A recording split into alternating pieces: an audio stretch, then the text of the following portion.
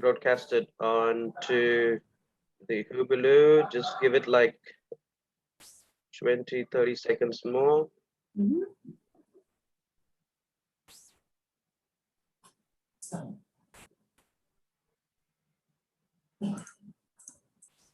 Let me know, Naveen, when I should start, when the streaming is up and ready. Yes, you are. Okay, fantastic. Good morning, ladies and gentlemen.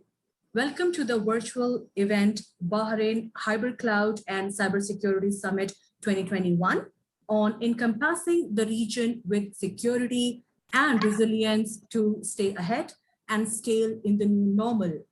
Organized by the Rendezvous experts in partnership with Oracle, Kalam Telecom, McAfee, Citrix, VM, and Manage Engine.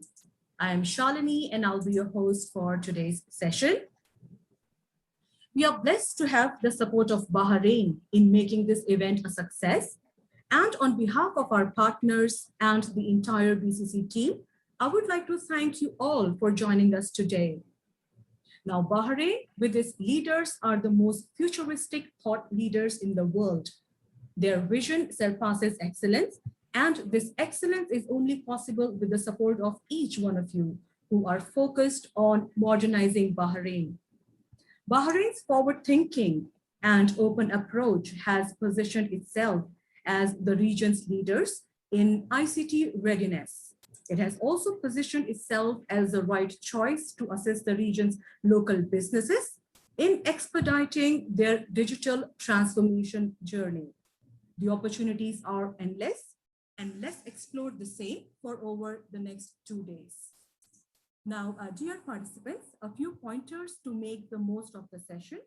If you have any questions, please use the Q&A section where all the questions will be answered. If for any reason you get locked out during the session, please follow the same procedure to join back in or refresh your page. All our partners and speakers would love to answer any questions you may have. Kindly set up a meeting or drop a message to them directly. They will also be available for questions in the lounge area. And don't forget to visit the booths to explore all that our partners can do for you. Now let's dive into this power-packed agenda day 1. Without further ado, let's begin today's session.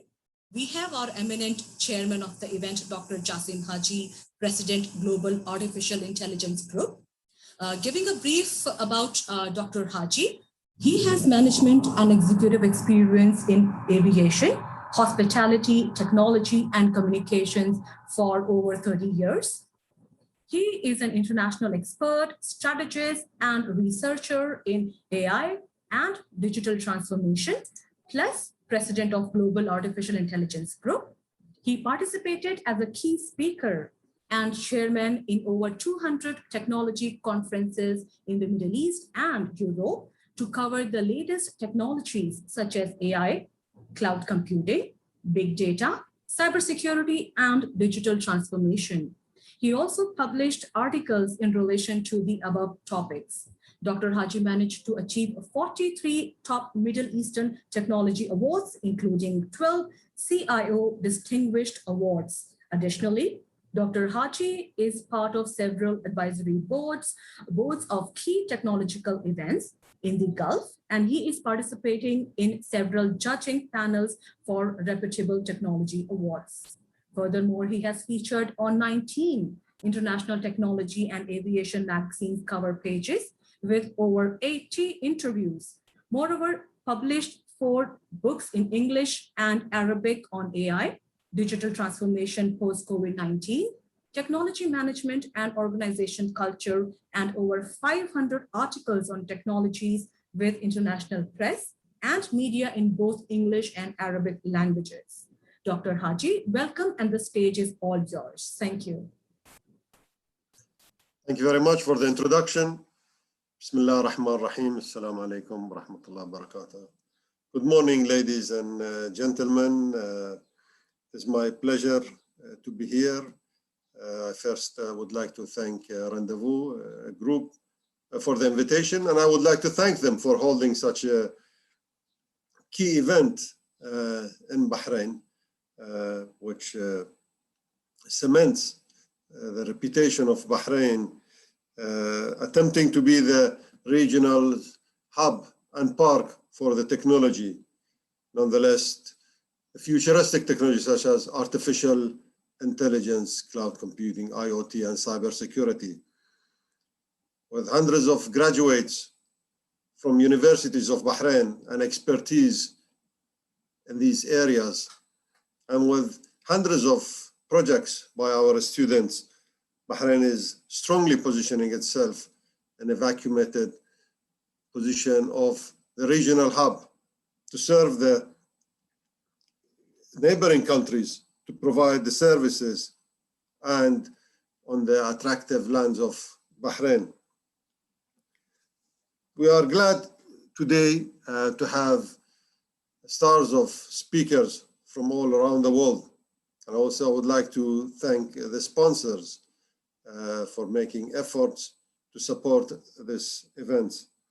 I'm here only to speak at the beginning, but I'm sure all of you during this blessing month of Ramadan will be enjoying such an event. I would like to highlight that Bahrain not only positioning itself by promoting in the international levels, but there are concrete steps have been taken, such as His Highness's Sheikh Nasser bin Hamad Al Khalifa Center in Joe, which is developing to become the center of research and development for artificial intelligence and technologies in the future. It is also becoming a technology park to attract multinational companies to build the regional centers in Bahrain. Nonetheless, we have seen Huawei, AWS, Tencent, and many others selecting Bahrain as their hub. And we're encouraging more companies and organizations to develop at an attractive conditions in Bahrain. Without further ado, I would like to thank you again for this invitation. And I would like to welcome all the participants and wish them a useful and constructive time listening to the speakers. Thank you, and we will catch you again soon. Over to you. Thank you very much, Dr. Haji, for the wonderful insights. Now, moving on towards our chief guests, our eminent, respected chief guests for today's session.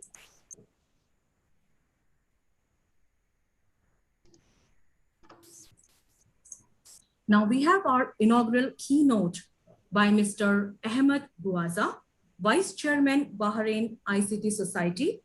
Mr. Bouaza is an award-winning innovator and operational leader with over 20 years of continuous success in government, financial, insurance, and telecommunications sectors.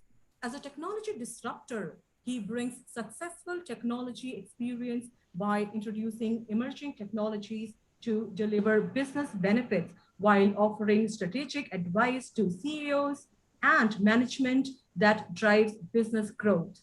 He encourages organizations to embrace challenges, assess risk, and deliver operational improvements using technology to achieve a competitive advantage.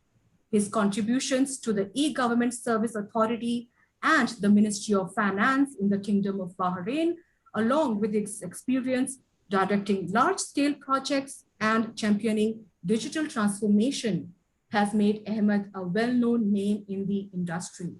Ahmed has been recognized as one of the Middle East future leaders in the public sector for his initiatives on innovation and his original and groundbreaking work that has been adopted by several organizations within the Gulf Cooperation Council states.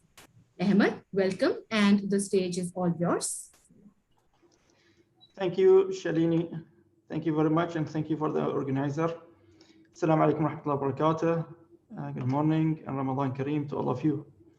It was a very short period. Yesterday, I confirmed my participation, and here it goes. I'll be talking about, I'll try to floor your speeches today, and hopefully I'll make a solid ground. Alhamdulillah, we are very lucky to be part of the GCC countries.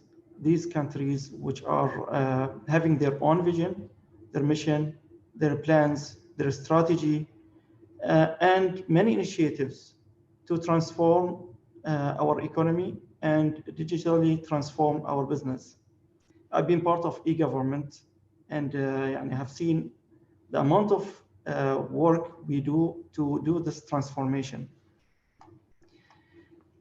These countries, Bahrain or GCC, they fully understand that digital transformation is not business enabler.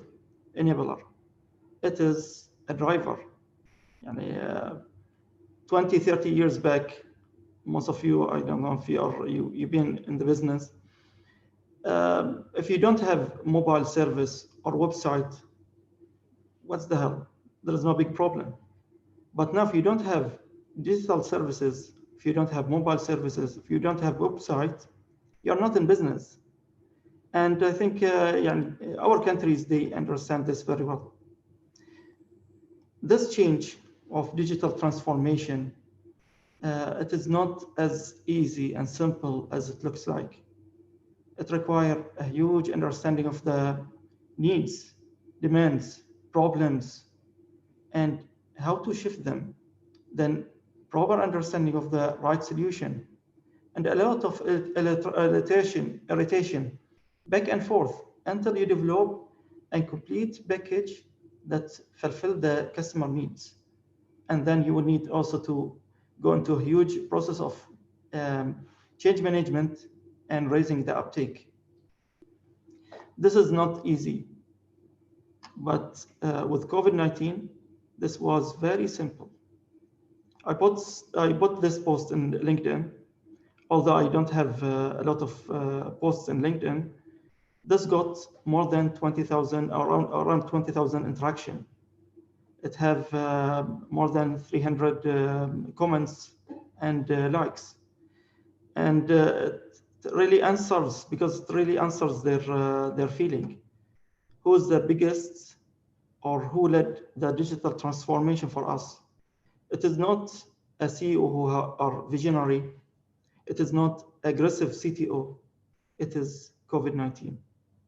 COVID-19 made this change very simple. And the change that happened in the last 2 years, it was not simple. In the first 2 months, Microsoft CEO was saying it is 2 years worth of digital transformation in 2 months only. This change is huge to the extent that the customer interaction with digital transformation tripled, and products and services almost doubled. The amount of people are developing technology and online services have been doubled compared to years before it. And our mindset that this is our needs and this is our demand, and we have to develop our services and digitally transform. So all the minds are set. More than this, most of our employees are outside. We have more than 50% of our employees outside. And still, for the coming year, people believe that at least 40% of our team will be outside. 2-3 years back, I've been requested by one of the team to work from home. I wasn't accepting it. I was reluctant because I feel that human interaction is important. Looking at the close to the servers and equipment, my mind wasn't set for this. Now, more than 50% of my team are outside, working smooth, and everything is wonderful. But this increased the risk. It is not anymore like before, a firewall will protect our network. It requires different type of setup. The technology and the expansion that we had is not only in this dimension. We went into cloud services, which speed up the process. Now you don't need to wait for 4 to 6 weeks to implement your servers or to wait for servers to be delivered. It is all there. You just select the servers, select the services, select the license, and plug and play. And whenever you want to expand, it is also plug and play. So it is speed up the process of transformation to a large extent. Big data, while we are talking, there is a lot of information collected about us, Internet of Things. We have in Bahrain Brink.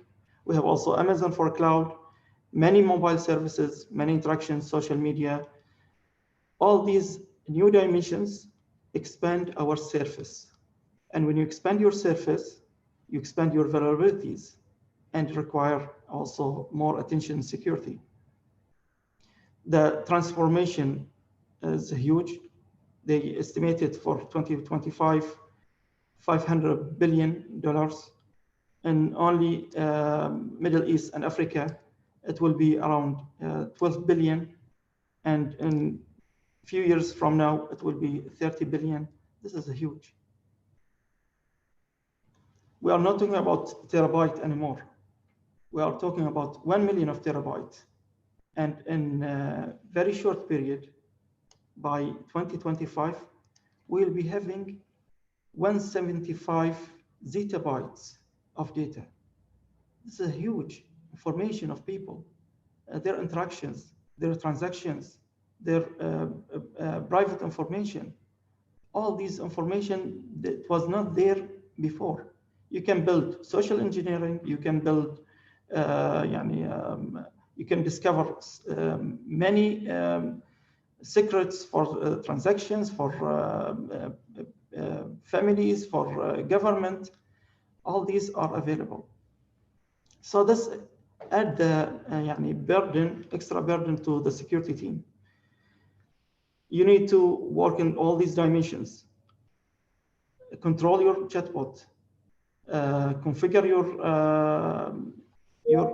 your AI, not only to work smooth and successful, also to protect your network.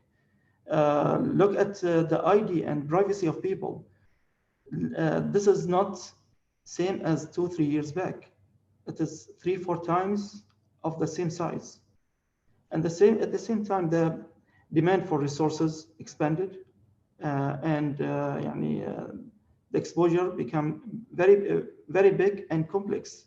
People working from home, you need to protect all their devices. You need to protect all your transactions. Your services are in cloud. Cloud is not 100% secure. You need to secure it. You need to request for encryption. You need to look at the resilience, disaster recovery, all these things. You need to configure it. You need to understand it. You need to look at all your codes and scripts and configuration. So it is not secure by itself or by default. So all of these are burden on all of you. So today and tomorrow, I'm sure you will break not the ice, you will break the glass, and you will penetrate into all our domains that we are fearing, and you will help us understand the practices, the trends, the way we can protect our solutions in a new world where cloud, AI, Zeta data, and many things are totally different. We are living in a total paradigm shift. Thank you. Thank you. Thank you, Mr. Ahmed. Indeed, an insightful presentation. Thank you so much. I'm sorry, Shalini. Okay. Go ahead, yes. So again, thank you very much, Mr. Ahmed Bouaza, for the power-packed presentation, data-driven presentation, I would say. Extremely helpful, extremely insightful for us. And again, thank you so much for giving us your precious time. I understand it was a very short notice and you were not well as well, but I truly want to thank you for giving us your precious time. And it's indeed an honor for everybody, and your presentation was fantastic. Thank you very much. Thank you.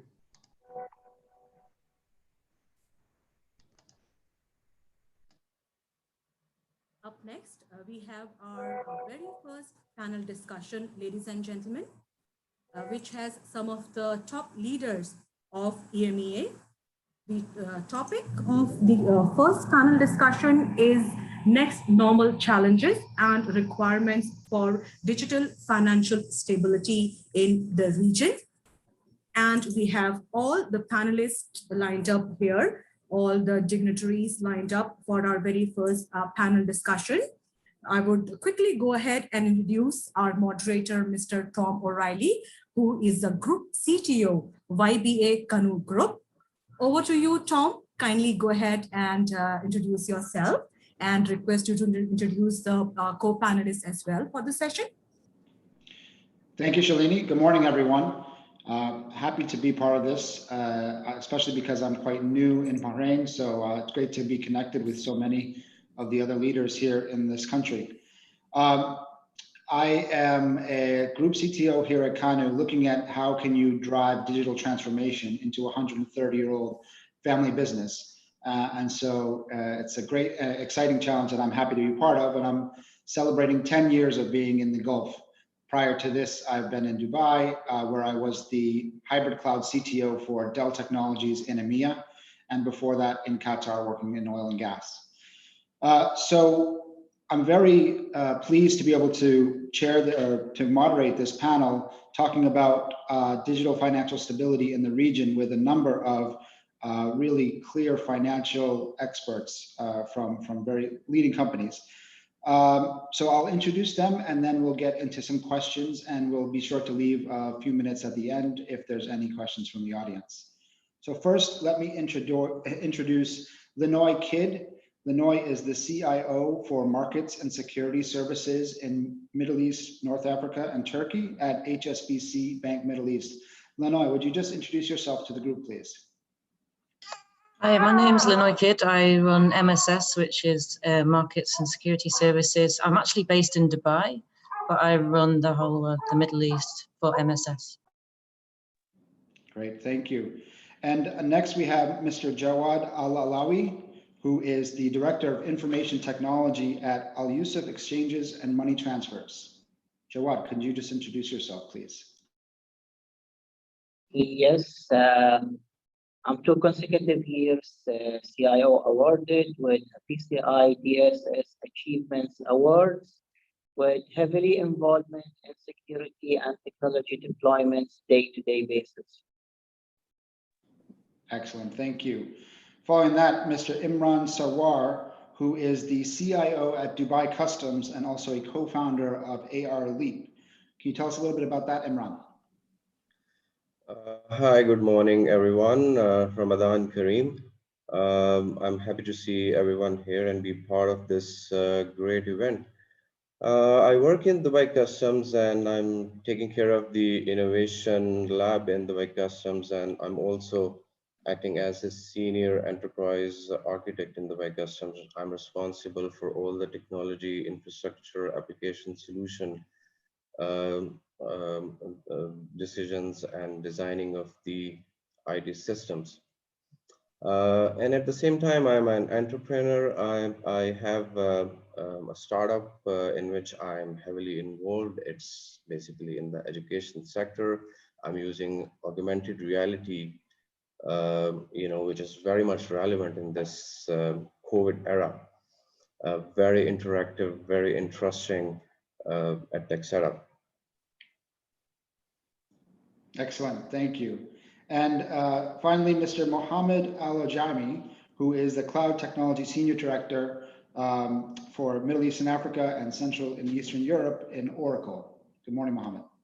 Hi, good morning, everyone. I'm pleased to be with you here today. I worked for Oracle for so many years here in the region, and we work very closely with our large customers in the region to help them transform, especially nowadays and during the pandemic. And I lead the business development team for the cloud technology in our region. And I'm very pleased to be with you here today. Thank you. Great, thank you everyone, and very much a big welcome. Let's just dive right into the questions. Jawad, if you don't mind, I'll start with you.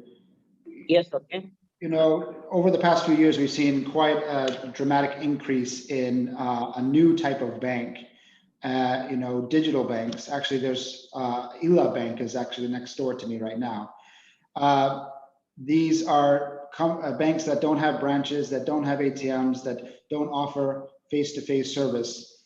And so it's changing a lot, but the future we see is most likely moving to this digital banking, but will traditional banks be able to survive with this digital boom?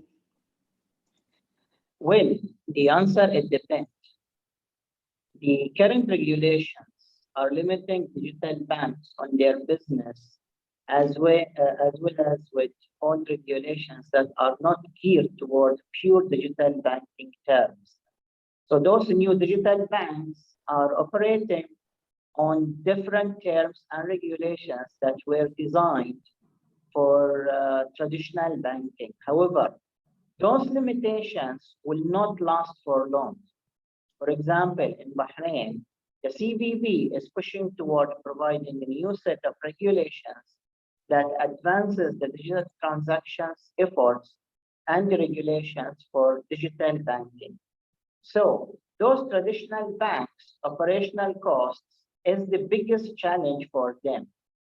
Those challenges are not easy to overcome, which is the cost challenges in a short to medium term. However, can those banks survive the transformation of face-to-face from face-to-face to digitalized banks? Again, it depends on their speed of change and the way they approach this change. In case they consider those new fully digital banks as a direct threat to their business, they will move toward changing. However, if they consider those digital banks as something new and will not impact their business, they will never do anything and they will remain as they are doing currently. For sure, people will still need the face-to-face services. However, the need for face-to-face services will shrink by time. And quickly people will adopt new methodologies, which currently has been that by COVID-19, the impact of need for non-face-to-face services has grown highly. The transformation from the traditional banking to the new digital banking needs a new set of mentality that regenerate the processes, the policies, and procedures for pure digital service provision and from a pure digital service provision view, then mapping it to the current processes and procedures. In other words, the transformation needs to start from the new methods of digitalization and not to adopt those old processes and policies to counter for a new digital era. Tom, it's for you. Thank you, Jawad. That's very insightful. I actually, if you don't mind, I'll just jump to Linoy, who works for a traditional bank. And you know, building on what Jawad is saying, what do you think, how do you think the COVID-19 and the whole pandemic, you know, as tough as it's been for so many people, how do you think that that has accelerated or changed the digital footprint of traditional banks? I think COVID-19 had a huge impact on the digitalization of the banking industry because we needed to rack and stack very quickly, ensure that you know, all the trading floor could effectively do what they do from home, which has never ever been done before, by the way. So I mean, the simple fact of the matter is this platform that we're using now, which is Zoom, would have had to have gone through rigorous compliance, regulatory approval, years and years and years to put inside the bank. And when COVID-19 happened, we managed to, send Zoom out across the world globally within the week that COVID-19 hit us. So it just shows that in the times of adversity, actually, the acceleration of being able to do amazing things is there, and it's at the tip of our fingertips. And I think it's actually helped the digital agenda within the bank, specifically, on the MSS side, on the trading side, because that's the side that I'm an expert in. It meant that our digital footprint increased. And I think in terms of traditional banking, etc., I think there's always going to be the need for traditional banking, especially if you look at the demographic. The older demographic always wants the personal touch. I don't think that's going to change. So, but I do think that that we're going to work in parallel, and we're going to see this amazing throughput of digitalization across the banking industry, as we are continuously looking for new innovation. So I think it's a very, very interesting time, not just for banking, but for the technical industry as a whole. Thanks, Tom. Yeah, no question. It's incredibly interesting. Imran, Jawad mentioned that the regulations that are in place today are were made in the mindset of the traditional bank, and it doesn't necessarily fit the digital model. What do you think? Thinking about COVID and digitization, what does governments and businesses need to rethink the economy and provide growth opportunities, keeping this digitization in mind? And what do you think strategies that governments can adopt that will help to shape this new normal of the future? Thank you, Tom. Well, first and foremost, building a better world beyond COVID-19 requires leaders to imagine the unthinkable. They need to think of strategies that they have never thought before. I never thought that something like a pandemic would happen in our lifetime, and that it would actually be technology that saved us and allowed us to continue working and communicating. There is so much more opportunity for innovation now than ever before. That combination of innovation and education will be crucial for success as we look ahead. COVID-19 has accelerated two trends driving change in business models: digital transformation and corporate shift to a long-term value, with virtual and digital replacing physical wherever possible. Adoption of automation, capability building in cloud, artificial intelligence, RPA, blockchain, augmented and virtual reality is becoming a must now. The government and business leaders, they have to have the mindset of transitioning from being reactive towards taking control and define the new normal. We need to have more public and private partnerships and open collaboration with SMEs and in particular technology providers, with focus towards providing economic growth, security, and well-being of citizens. We also need to rethink education, student engagement, and to introduce new delivery models. Policy changes, new regulations to allow flexibility and innovation. We know that how decision-making happens in government, but this needs to change. And as Mr. Ahmed pointed out, that the major digital transformation driver was COVID, not the CEO or the CTO. Yes, and it is very much right. So we need to have the required policy changes and new regulations to allow flexibility and innovation. We need to have more innovation hubs and sandboxes, especially in the field of finance and education. We need more fintech solutions. A lot of innovation in this space is required. And one more very important thing: widespread confidence in digital payment systems for mass adoption is very important and critical. So in my opinion, success will depend on flexibility, agility in making decisions, continuous business model innovation, and public and private collaboration. And I think this is kind of it has triggered already, and the leaders are thinking in this direction, not only in government, but in large corporate sectors. Thank you. Yeah, great. I think you mentioned a number of interesting things, and for sure, I agree with you. In this region, if we can get a that level of confidence in digital payments, it could really push things forward. Mohammed, I want to come to you because Imran mentioned a number of kind of digital drivers of that are helping to reshape the industry. What, in your experience, what are the key forces that are really helping to drive that transformation in the industry today? Thank you very much. Well, there are so many, I think, forces that are reshaping the financial industry today, and the pandemic for sure has accelerated that. Let me go through them very quickly. The first one is what we call the experience economy. So customers are expecting a much better way to interact with their banks and to execute their financial services.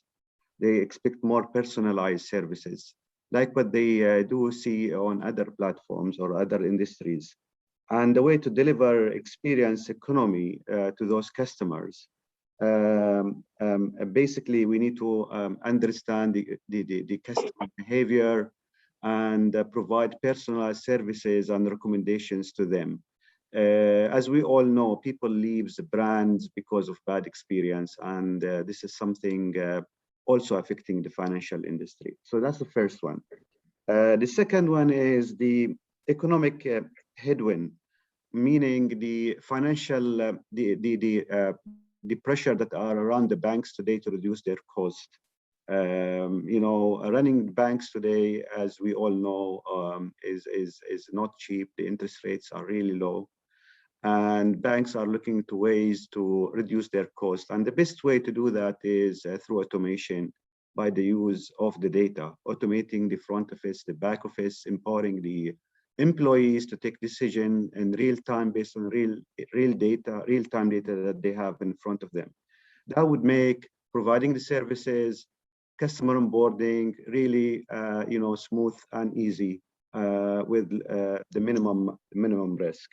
The next thing is regulations and security. As you know, this is something not new. For the banking industry, it's very regulated industry. There are regulations, but the regulations are becoming more complex and difficult to adapt to. They are very dynamic. They keep changing day after day.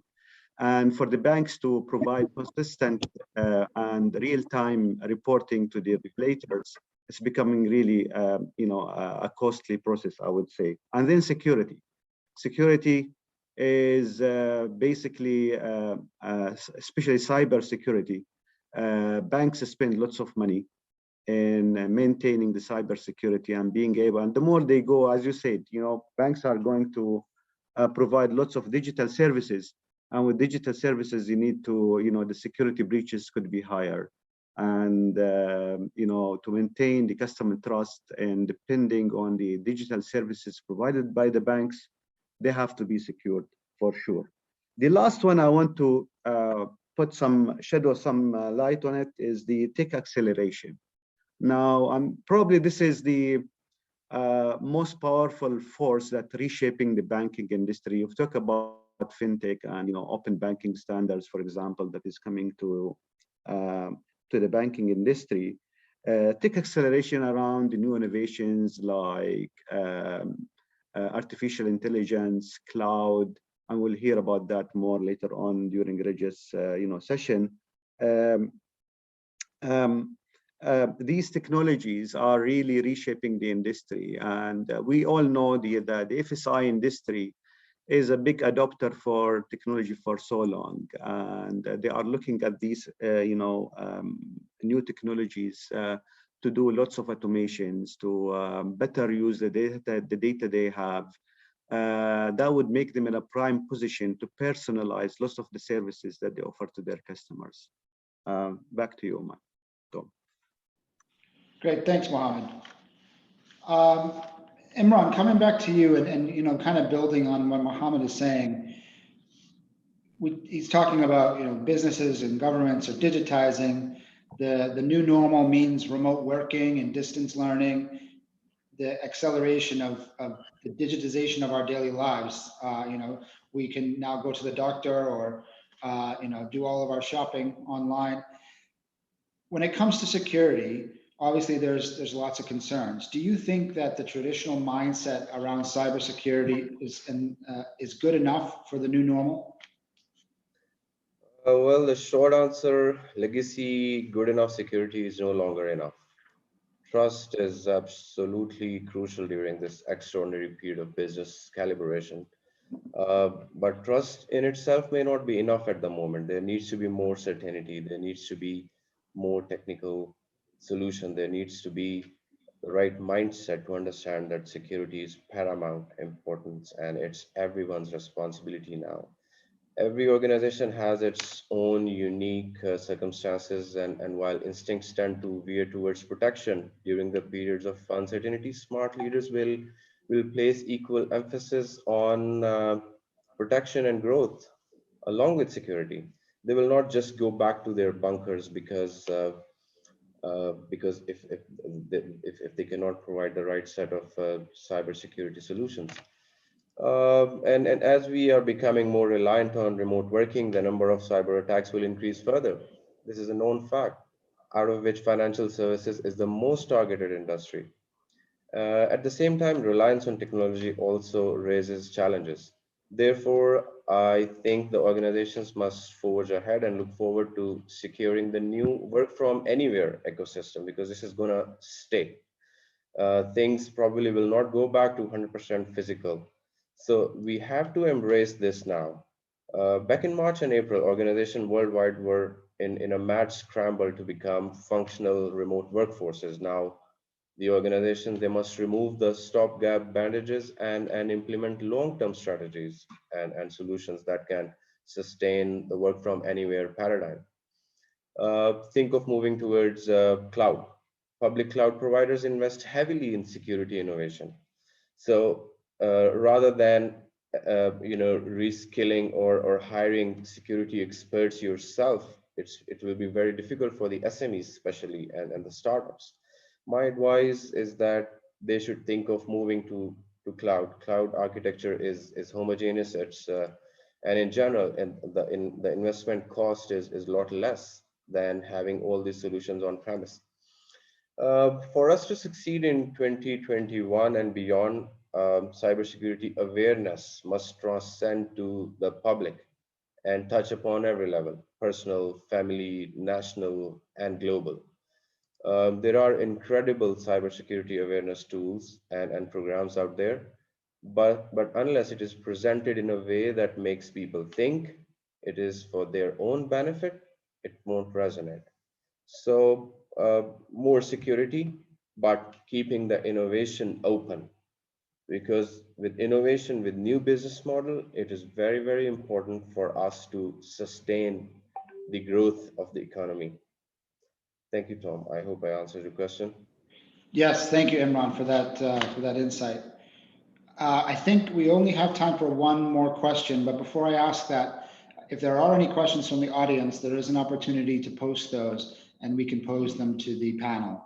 But for the final question, and apologies to the panel for not getting to all the questions that we had discussed, I'd like to go back to Linoy and just kind of, we talked a lot about the dynamics that brought us to where we are today, talking about the new normal, work from home, moving to the cloud, security, and all these things. What are the next innovations that you see? What's coming next that's going to continue to drive this digital era in the Middle East? I think blockchain and cloud are going to be the next big drivers that we see in the Middle East. I think that peer-to-peer and sort of having MQ and stopping the ST, we're going to have straight through processing is going to be absolutely key.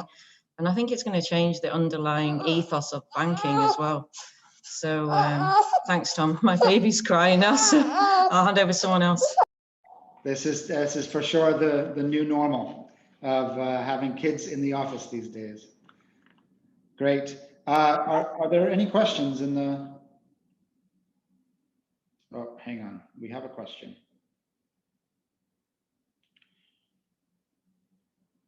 Okay, so I'll pose this to the panel. I'm not sure. It's a little bit in a different industry, but we have Mr. Mohamed asking, what are the opportunities and difficulties in healthcare industries during this pandemic? I don't know if anyone has an opinion or perspective on that. Can you repeat the question? Yeah, the question is, what are the opportunities and difficulties in the healthcare industries during this pandemic? Well, I can take part of that answer. The difficulties are much more and beyond the limits of every other industries, because it is regulation from one side and it's the physical factor. People are dying every day and people are getting impacted by this pandemic every day. So they are the highly impacted part, and they need to move fast and faster than others in adopting their processes, their way of handling remote consultations, which they did already. Now, most of the consultations are getting remotely, and the medicines, prescriptions are getting prescribed and sent to homes directly. So the health industry get into the speed by force, not by choice. Thank you. Yeah, great. A couple more questions are coming in, and then we are running short on time, but one that actually I would like to hear your perspectives on, those that have good experience in Bahrain, are there any role model companies that have really done a great job of digital transformation that you can point out that others could look to to see how the experience went? Well, can you repeat the first part, please? Yeah, the question is there a company or a set of companies in Bahrain that one can look at as a role model in terms of having a successful digital transformation journey? Well, I can say the food industry is the fastest and the quickest one to adopt. That was the first one. The second thing, I would praise some of the governmental services, which in few months, they were able to provide their services remotely with limitations, but they were faster even than the commercial sector, who should be faster than the government. Thank you. Yeah, for sure. They've done a great job. If anyone else wants to address that. And then the final question, just quickly, is from Ashish asking, how has cryptocurrency taken over in today's digital age? Anyone have experience on crypto? Anyone to answer? Well, I am a crypto investor, and honestly speaking, I'm impressed by the progress. Like this was unacceptable, but anyway, it happened in Bahrain first. We have a digital crypto exchange in Bahrain, the first one, and it has a good ranking. We have one in the UAE. I think crypto is gonna stay, but there are a lot of useless coins out there. But crypto is not just, remember one thing, crypto is not just the digital money. It is a lot more, and it is not just blockchain. So in crypto, we will see that more businesses will, once the regulation from the government is in place. Right now, the government is working on this, and hopefully we will soon see enough regulations in this sector. So we will see businesses accepting digital currency, and we will see more startups launching their ICOs using crypto. So yes, there is a future. Like it's another thing that has proven its mettle. So it's undeniable. It's gonna stay. That's my take on it. I think that's all the time we have. Unfortunately, I'm sure we could have talked much longer on a number of these topics, but I think we covered a lot regardless. We talked about digital banking, traditional banking, the impacts of cloud, automation, blockchain, crypto, work from anywhere. And so I want to thank all of the panelists, Linoy, Jawad, Imran, and Mohammed. Thank you so much for doing this and letting me be a part of it. And thank you to the team as well. Thanks, everyone. Thank you. Thank you. Thanks everybody. Thanks, Tom. Thank you very much, Tom. Thank you all. Thank you. Thank you to all of the panelists, Mr. Mohamed, Mr. Jawad, Linoy. Yes, so we have our next keynote presentation from Mr. Regis Lewis, who is the Vice President for Europe, Middle East, and Africa. And also the Cloud Strategy and Center of Excellence from Oracle, who will be making our next keynote presentation. Welcome, Mr. Regis. Thank you and good morning all. No, glad to be here with you today. Fantastic discussion so far, very insightful. And you know, who would have thought a year ago that we would be in such a global pandemic with so much impact? No surprise that according to Gartner, 88% of the organizations were not ready to really face the impact of the pandemic.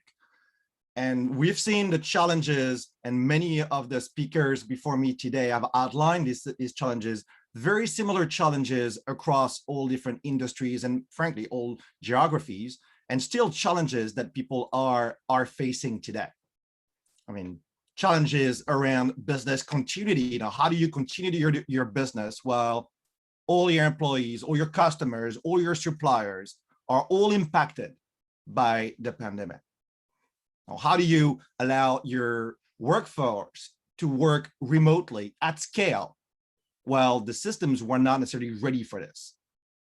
Facing new security threat we just talked about, because the systems were not really designed to be accessed outside of the organization. And this need for accelerated innovation, not just short term to face the pandemic, to implement new business model, but also longer term to really be ready for all the opportunities that will arise when hopefully soon we will get out of this crisis.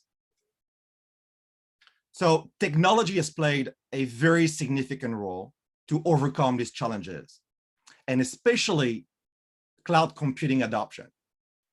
And we've seen cloud adoption really raising during this period. IDC made a survey and with European organization saying that more than 30% of the European customers have increased their cloud adoption during the pandemic. And this is just continuing, and that will not stop there, because people have realized that adopting cloud computing is really the way to get access to the systems all the time, always on, from anywhere, where security is built in, and with the ability to really adopt innovation very, very quickly to really adapt to new circumstances. So very big rise of cloud computing. Now we see every organization looking at their critical data, their critical systems, and move this to the cloud. And when you are looking at moving such critical complex systems that were running on premise to the cloud, you know, all clouds are not equal.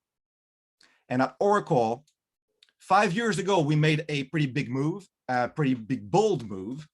We've decided to build from scratch a brand new generation of cloud with one goal in mind, to really provide to all organizations a way to move these critical, complex systems, their critical data, their sensitive data, allow them to move this to a cloud computing model. And to do so, we have really introduced a lot of innovations in the cloud computing model. Let me highlight a few innovations that we have introduced and differentiation of the Oracle Cloud. Well, first of all, because this cloud is built on such a have been built so recently, built on the latest modern technologies, it provides the highest level of performance in the market and the highest level of price performance in the market, which is critical for your critical systems that you are deploying to the cloud. But not just the highest level of performance, but a performance that is guaranteed, that is consistent with enterprise SLAs, service level agreements, that are unique in the industry, not just for availability, but also guaranteeing manageability of the systems, and as well as performance of the applications being deployed in the system. We've talked about this, the security is now paramount, and we've built this cloud with security at the heart of it, with full physical isolation between the different tenants, where the security is always on, fully automated, where you have data encryption end to end, where security is built at each and every layer of the stack to really simplify the implementation of a brand new security model. Now, as you are moving your critical applications to the cloud, it is not just a matter of having an infrastructure. You need a full set of services and applications for really taking all the benefits of the public cloud. So not only we are providing this new generation of infrastructure, but we've built on top of it a massive number of cloud services built natively on top of it, as well as delivering all our software as a service application, be it HCM, ERP, and so on, all this on the same underpinning infrastructure. And many of your systems, critical systems that is, are very likely relying some way, shape, or form on some Oracle technology. So we've designed the Oracle Cloud to really provide the best platform for moving this Oracle technology or applications technology running on-prem today, for moving them very efficiently and quickly to the cloud. So for instance, on the Oracle database side, the Oracle Cloud is the only cloud where you can adopt things like Exadata as an optimized appliance for running your Oracle database workload.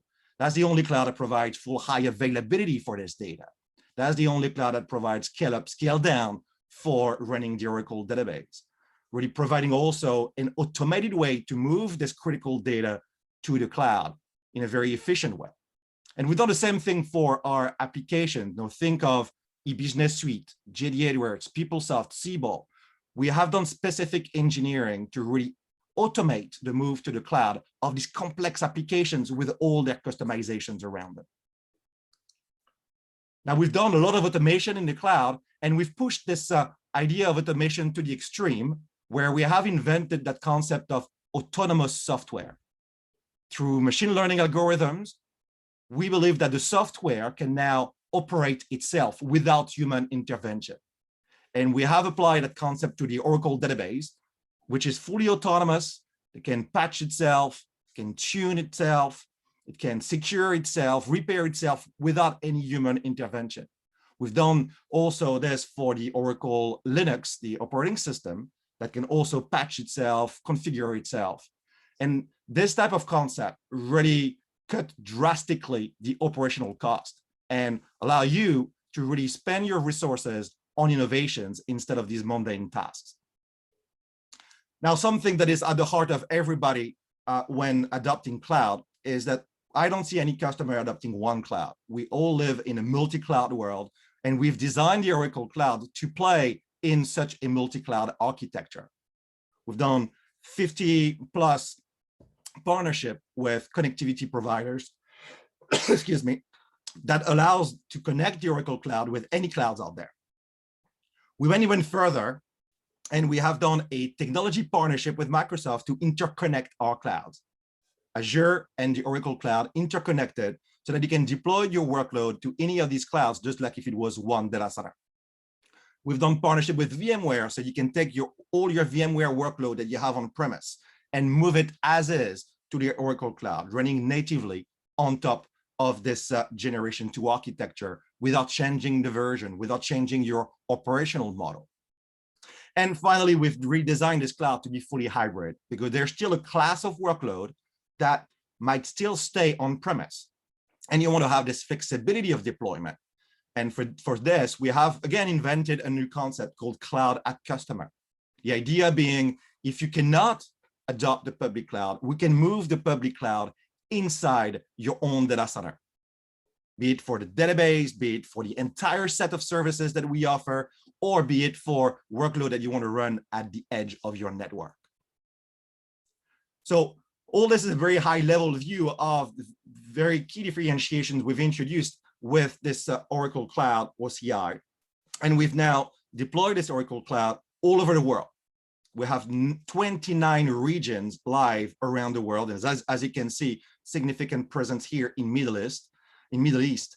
9 additional regions are planned before the end of the calendar year. And the year after that, we will add even more and more regions. So very aggressive rollout of the Oracle Cloud so that you can have access to cloud computing as close as possible to where you're located. And this expansion has been done also with a fairly ambitious sustainability strategy in mind. All our data centers in Europe are 100% powered by renewable energy. We do recycling of 29.8% of our servers. We've reduced drastically the usage of potable waters for the cooling, and so on and so forth. So great to see the cloud being available everywhere, but there are still some type of workloads or some organizations or industries who cannot adopt a public cloud model, either because of data sovereignty, either because of industry regulations, or sometimes because of technical constraints, the need of a very low latency between the cloud and your on-premise environment. And to cater to this, we have invented, as I said, this concept of cloud at customer. The idea being to get all the advantages of the public cloud, where you subscribe to services, this is fully managed by the cloud supplier, you have full elastic scalability, a pay-per-use type of commercial model, but having this cloud running inside your data center, giving you the best of both worlds, being able to manage all these regulatory requirements while taking full advantage of cloud computing. So we have adopted this cloud at customer model, first of all, on our database side with Exadata. You can adopt Exadata as an appliance optimized to run your Oracle database. You can adopt it on-premise and you manage it all by yourself. You can adopt it in the public cloud where Exadata is available as a service. And you can adopt it as a cloud at customer, meaning you still subscribe to database as a service. This is still offering you the pay-per-use. This is still offering you full elasticity.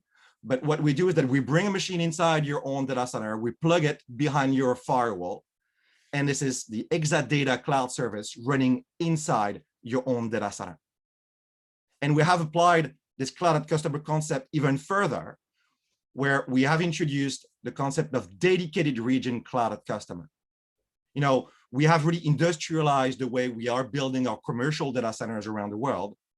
And we are now able to build a full data center, the same way as we build it in our commercial regions, inside your own data center. Still fully as a service, still fully managed by Oracle, the exact same services as we provide in the public cloud, be it infrastructure, platform as a service, software as a service, with the same architecture, all running within your own data center. So we have a lot of different customers around the world who have adopted the Oracle Cloud, but we have a very significant growth in the marketplace. Let me highlight a few customer examples here in Middle East. Oman ICT Group is the IT arm of Oman government, and very strong data sovereignty regulations in Oman, and there was no public cloud data center. So they really wanted to modernize their IT to better serve the citizens, to innovate. And what they have done, they have adopted this concept of dedicated region cloud at customer with the Oracle Cloud, where we have built a full data center, a full Oracle OCI region inside the Oman ICT data center, which gives them access to all the different cloud services to modernize their existing applications, to innovate while having all this running inside their environment and then complying with all their data sovereignty compliance. Another example is that Landmark Group, one of the largest retailers here in the Middle East, where they have decided to move all their different transactions for their retail systems on top of the Oracle Cloud. In 12 months, they have moved 80% of their critical applications for supporting their retail business to the Oracle Cloud. And it was not just a moving their IT from on-premise to the cloud. They really took advantage of this as a real transformation, really improving on their way all their business processes to really offer a full omni-channel experience to their customers and enjoying on the way a fairly significant cost reduction by having done this move. And last example is Ma'aden in Saudi, the largest, the fastest growing mining company in the world. They've decided to move their critical ERP system that rely on the e-business suite to move this to the Oracle Cloud as really an extension of their data center. The goal being to drive more cost efficiency by having these applications running in a cloud computing model, but also much more security. And they've done this move prior to the pandemic, and they already had in mind that moving to the cloud was the best way for them to ensure business continuity and support the very high growth that they have. And that has really allowed them to be more prepared for the pandemic. So to wrap this up, at Oracle, we've spent the last 40 plus years building enterprise-grade technology to support our customers' business, to support these key enterprise applications, to ensure that the high security of all the customers' data. Well, we've done the same thing with the Oracle Cloud. We've built a cloud really designed for the enterprise, a cloud designed to move this enterprise workload to a cloud computing model and accelerate business innovation. And we are really proud of being working together with you all to contribute to your transformation with the Oracle Cloud and to contribute to making you ready for whatever will come up next. With that, thank you very much. I'll be happy to take any questions if we have any time, or I'll take these questions offline. Sure, thank you so much there, Mr. Regis. Indeed, a wonderful presentation, I must say, with regards to the cloud technology.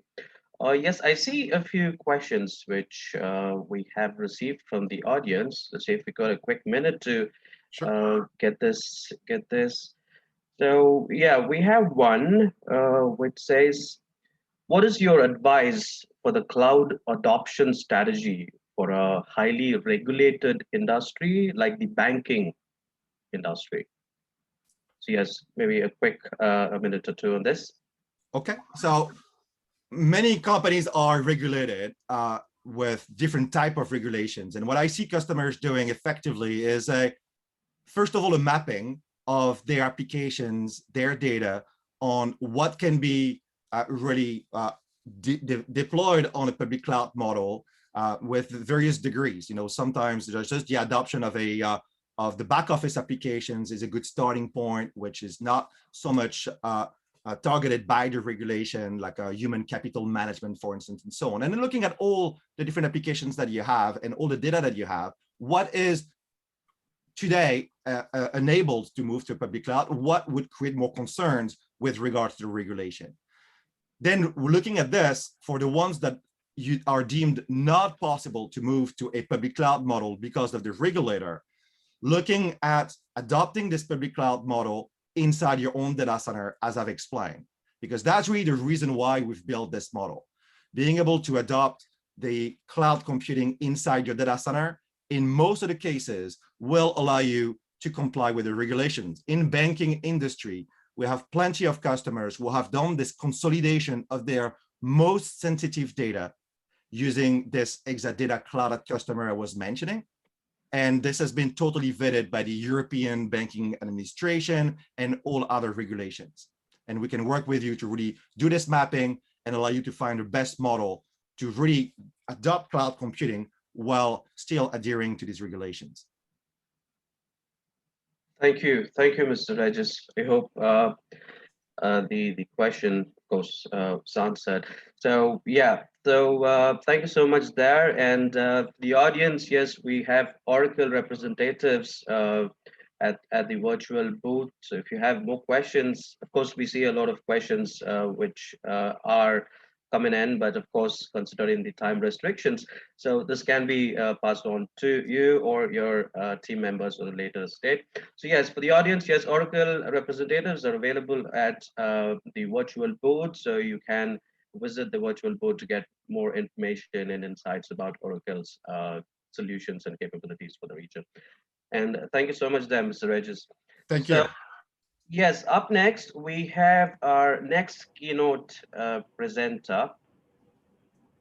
Okay, the next keynote presenter will be Mr. Veer Pasi, the Chief Executive Officer of Kalam Telecom. We'll be talking about redefining the new normal with cloud.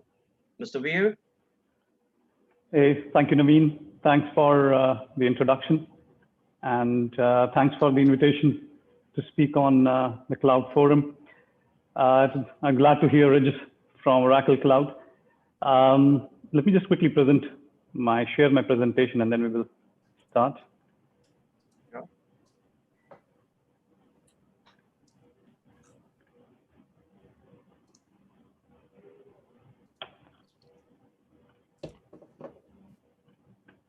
Let me know, Naveen, if you're able to see it, then I'll initiate.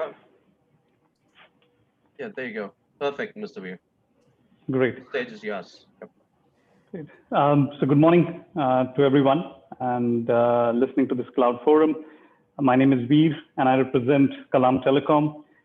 We are an ISP and a managed solution provider in the GCC region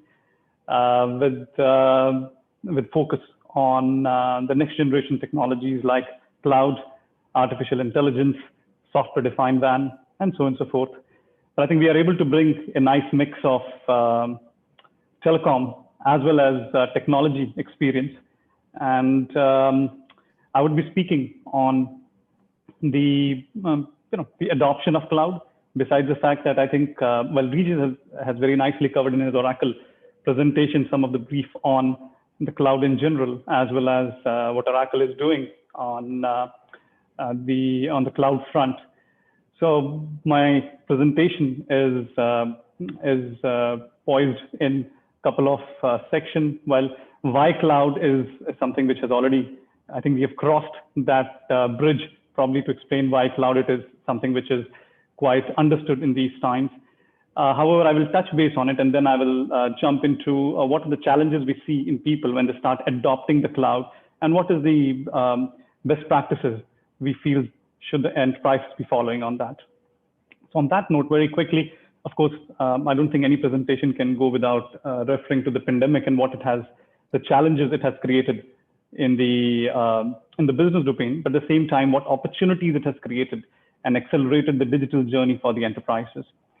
I think, given the challenges which are posed by the pandemic, every business has gone back to the drawing board and started reviewing their business models and also the technologies to run their businesses, which has helped them differentiate and also be more competitive in these times. I think last 12 months have clearly proven the ones who have survived and thrived are the ones who have quickly adopted to the latest technologies, whether they are cloud, whether they are in the space of customer service or supply chain management or new product lines. I think we would have never thought of having, for example, a kitchen on the cloud kitchen concept. If we don't need to look very far, but to see that, if you look at the stock market in 2020-21, clearly the value creators are the technology companies. So where are the people who are putting their money on? Institutions are investing in technologies. I think the same philosophy holds good for enterprises when they look at their own investment plans. And for sure, technology investments have to be taken the key priority on that one. As a telecom operator, till a few years back, we used to say, internet is the backbone of most of the innovations, because that's probably the pipe which is being used by over-the-top providers or cloud providers. But over the last few years, internet has become a commodity. And what has taken forefront, cloud has become the platform on which most of the innovations are happening. Whether you look at the likes of artificial intelligence or data analytics, or most of the innovations are sitting, are being able to do because of the public and private cloud capabilities.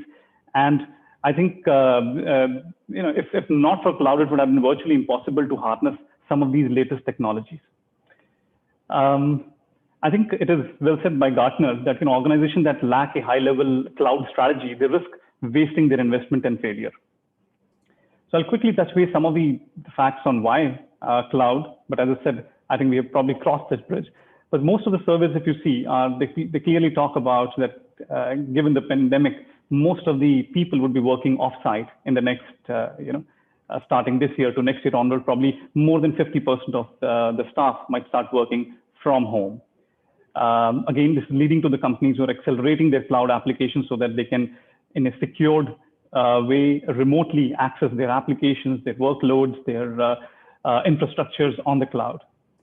And needless to mention that, again, I mean, this is a time when security is taking a forefront, as most of the applications are residing on IP network, whether it is a cloud or in a private network, and they makes them susceptible to the cyber risks.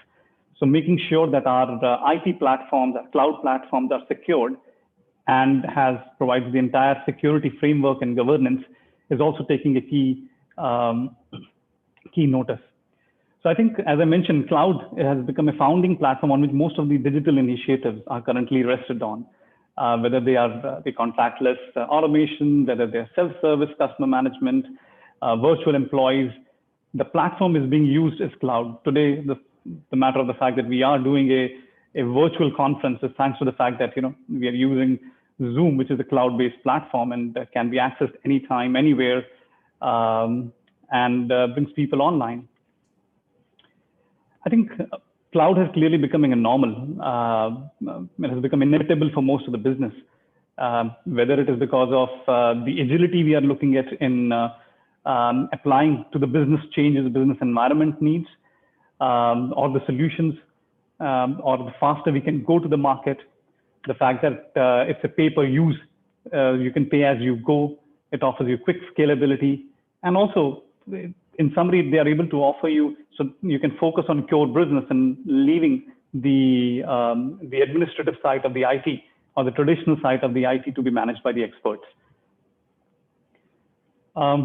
Again, when we think of cloud, in the initial phases of cloud, it was known as, we know that we can use a secure data access anytime, anywhere. But what is now cloud brings on the table is this very strong business analytic, business intelligence capabilities, which it allows you to enhance the significant customer experiences to the customers.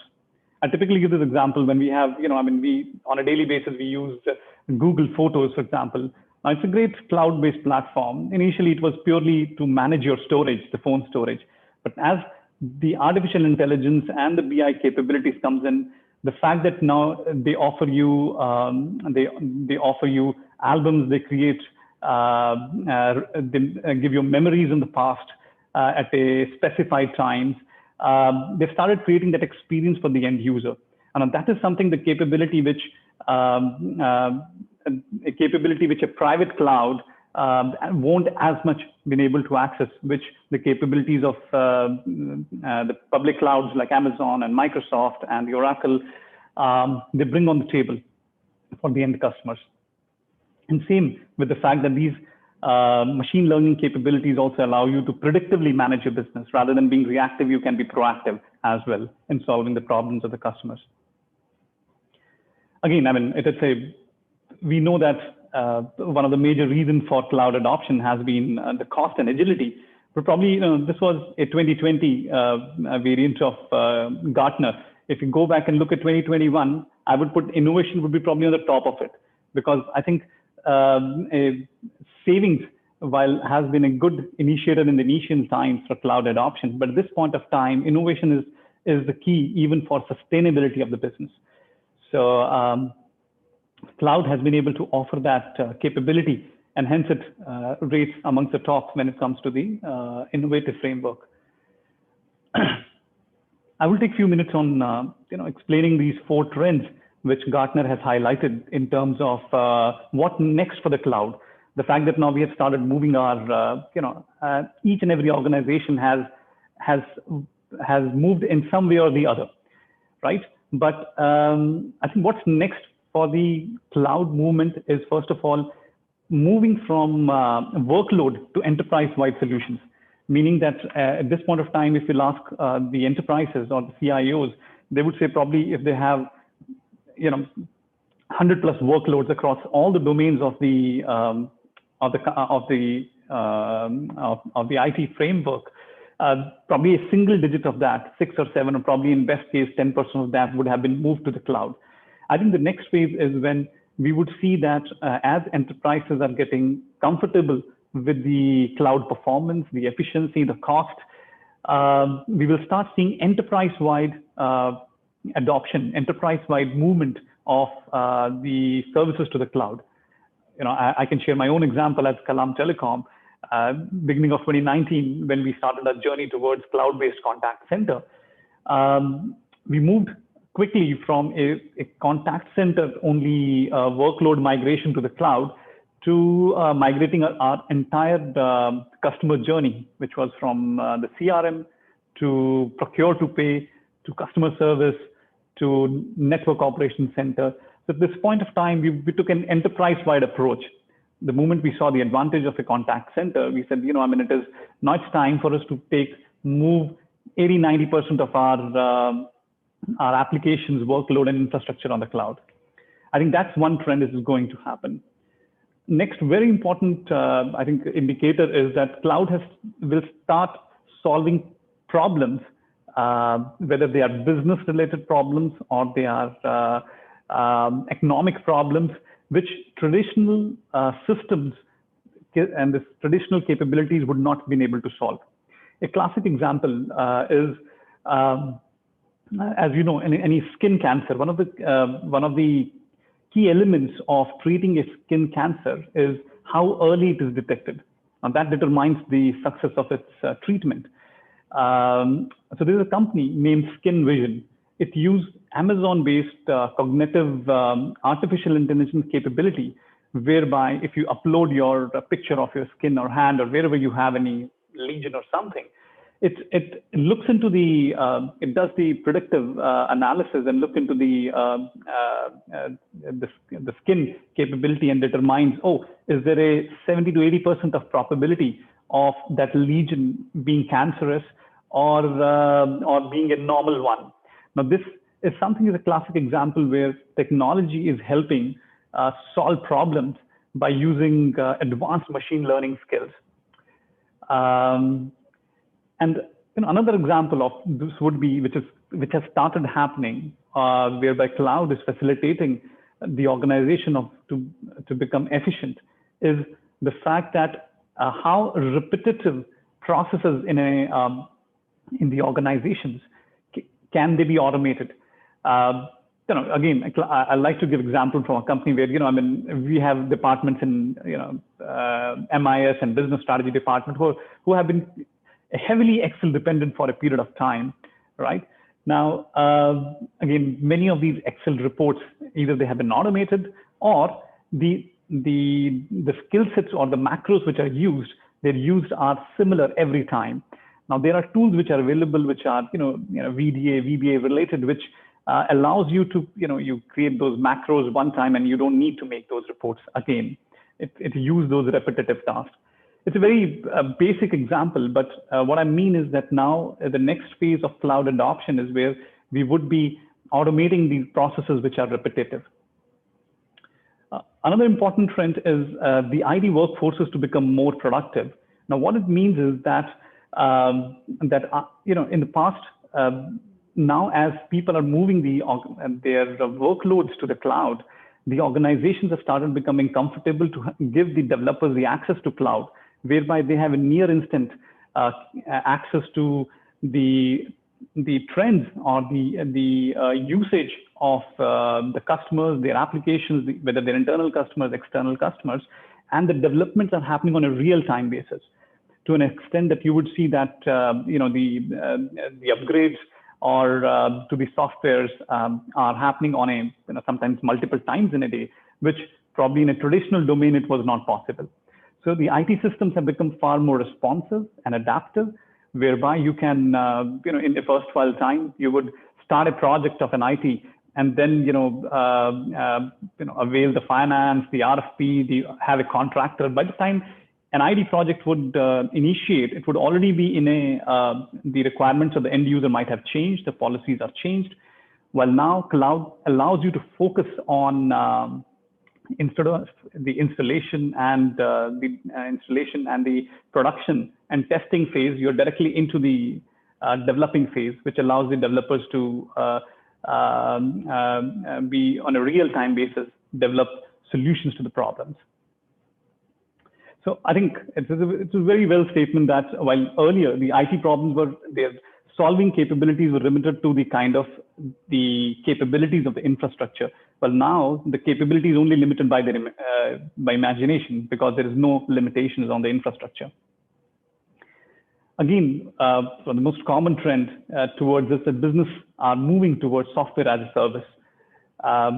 Again, very common term, software as a service it allows people to have applications which are not on are purely web-based and do not take any load on the existing systems of the enterprises.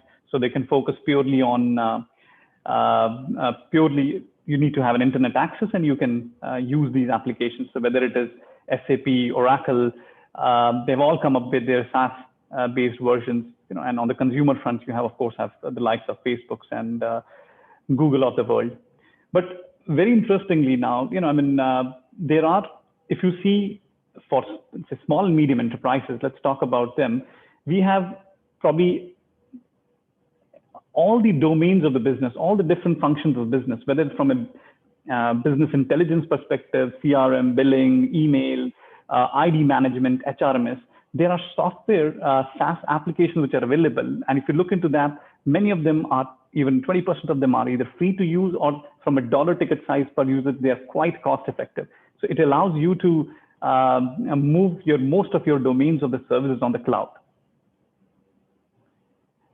I think the learning out here is to identify that solution provider which offers, whereby you can prioritize your business challenges and choose one or two single window solution provider, because again, one suit doesn't fit all size. And you have to look into a combination of a public or private cloud, or use one cloud operator or maximum two, which can serve most of your requirements. So I think this is the slide where I would probably take a couple of more extra minutes, is the approach to the cloud, because that's where the cloud strategy actually either facilitates or becomes a bottleneck. So first of all, an organization-wide, well thought through strategy is key to the success. As I said, well, why cloud has already been established. It's about how to execute the goals to support the essentials of the governance, the strategy, the security, the operations, and to create and to select obviously a right partner in this journey is the key to the cloud strategy. I think one of the challenges which we as an operator and as a managed solution provider, cloud managed solution provider, we have observed is the fact that while there is a great traction of people moving towards cloud, however, still there is a mindset amongst the IT fraternity to replicate the physical infrastructure which they have, on-prem infrastructure that they have on the cloud with the same length. However, the right approach towards this cloud adoption should be that it should be looked into completely different lens. For example, infrastructure automation. The three main elements of cloud adoption is infrastructure automation, application modernization, and operations modernization. Again, when IT team is moving their infrastructure to the cloud, one of the objectives should not only be just move the lift and shift methodology, but also to see how these infrastructure capability of the cloud should be used to automate the repetitive processes and repetitive infrastructure which is being used again, so that you can optimize the capability of the infrastructure which is there on the cloud. The next is the application modernization. And again,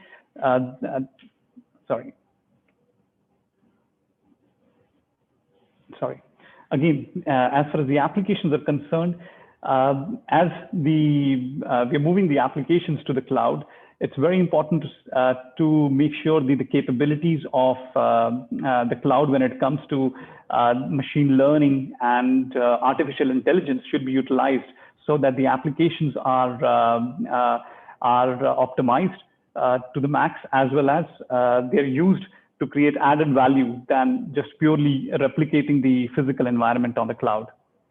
And lastly, the operational optimization is also an important element, because as we move applications and workloads on the cloud, every time an instance happens on the cloud, it's capped, it's trapped, and you can monitor, and then you can build policies and processes, governance around that, so that the next time those instances can be automatically and predictively managed. The objective is that the operations are as optimized and as efficient and when you move towards the cloud. Again, very simple takeaway for people who are either in the very early stages of cloud adoption or small and medium enterprises, that they should, it's very important that they start, and they should start now and focus on the low-hanging fruits. What are the something which are easy applications can be moved on the cloud, and either they are non-critical applications, or otherwise they could be also business critical applications which can bring transformative results quickly. It's important that a holistic view of the business is taken, and it should maximum 2 to 3 cloud solution between the combination of a public and cloud are used, so that all the aspects of business are covered. And if it has to be focused on which particular element of the business has to be moved to the cloud, customer experience should be taken the top priority, because that's one which differentiates your business, and you can get the maximum dollar value out of the cloud adoption and customer satisfaction, of course. And lastly, IT and technology is no more a support function. It should be taking a leadership role in the business evolution, and cloud gives that opportunity to them to move from the traditional role to the more transformative role. I just need to mention about that how Bahrain provides a unique platform for most of the organizations, whether they're enterprises or corporates, to move toward the cloud, either because of the very low cost of the telecom services here, even in the internet, the cloud first policy followed by the government, by the regulated segments like Bahrain's banking regulation is one of the most mature in the region, and it promotes cloud first policy. Tamkeen is a fantastic initiative which allows people to take grants and subsidies from Tamkeen, utilizing whether it's Amazon or Microsoft services. Amazon Cloud Center in Bahrain allows to have the best experience of the applications, because they are hosted here and the latencies are even less than a millisecond out there.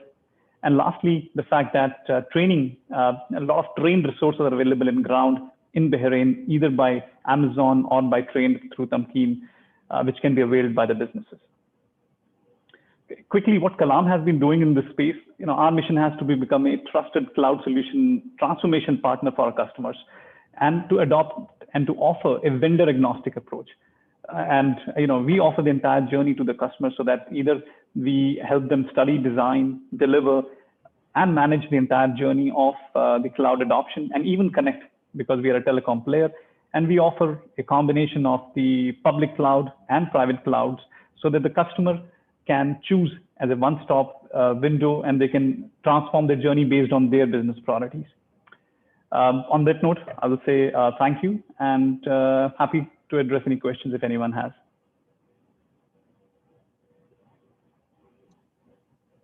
Yes, thank you so much, Devir. In fact, yes, a wonderful presentation, and you've got some interaction from the audience as well.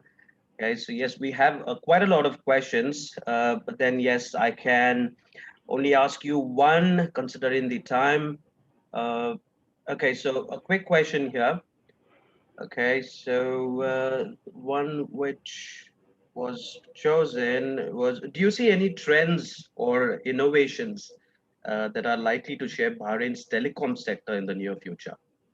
A quick minute or two on this, Veer. Yeah.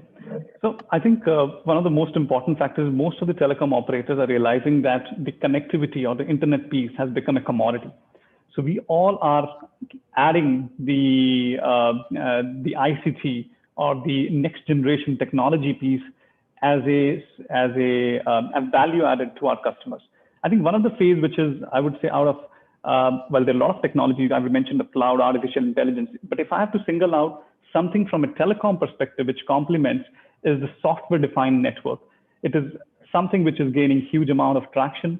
We have invested very significantly onto it.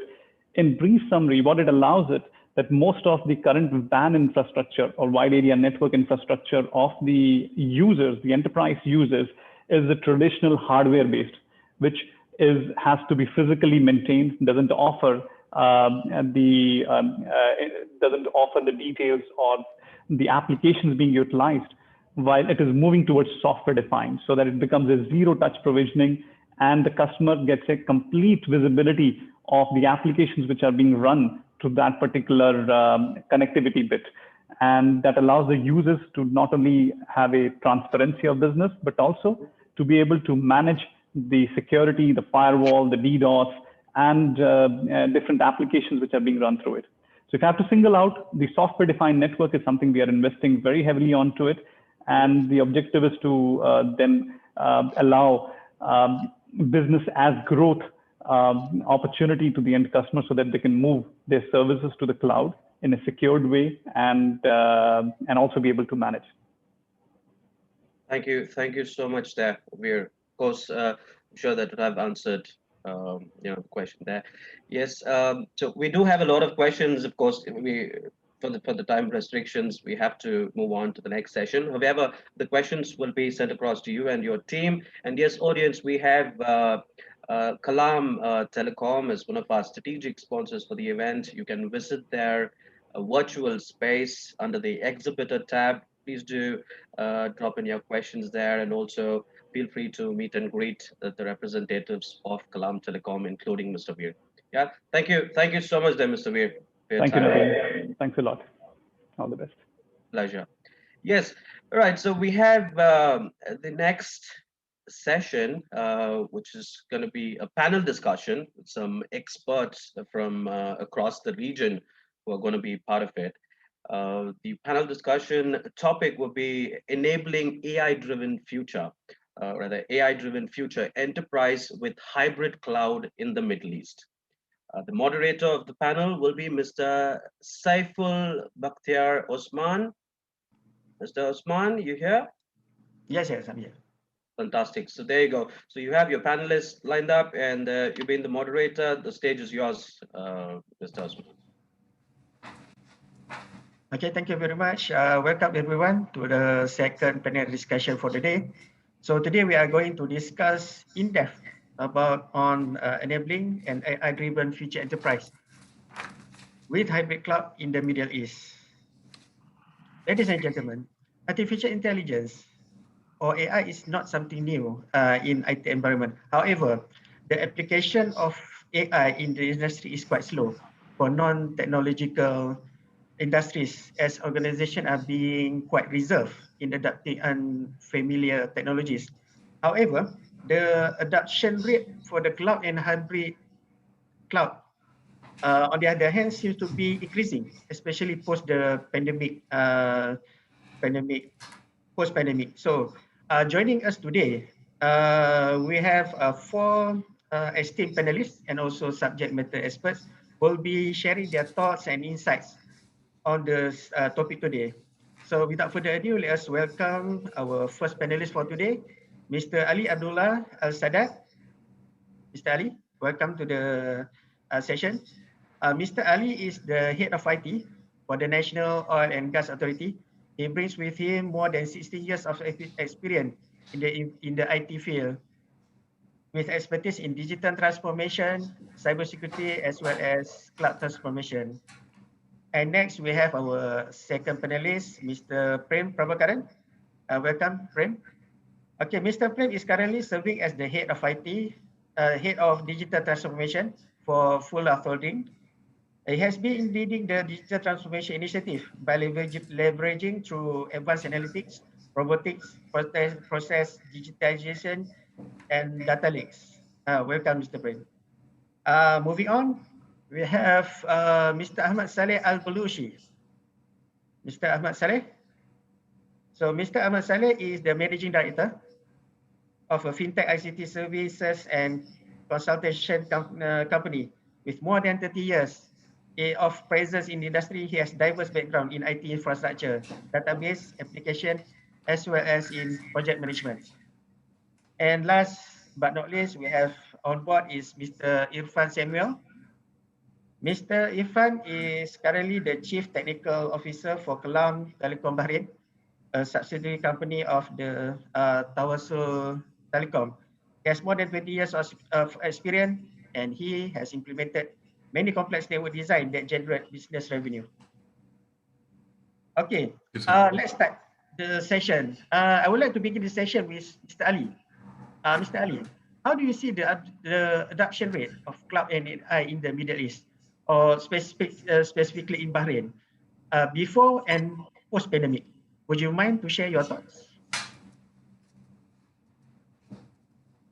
You're on mute, Mr. Ali. Yes. Yeah.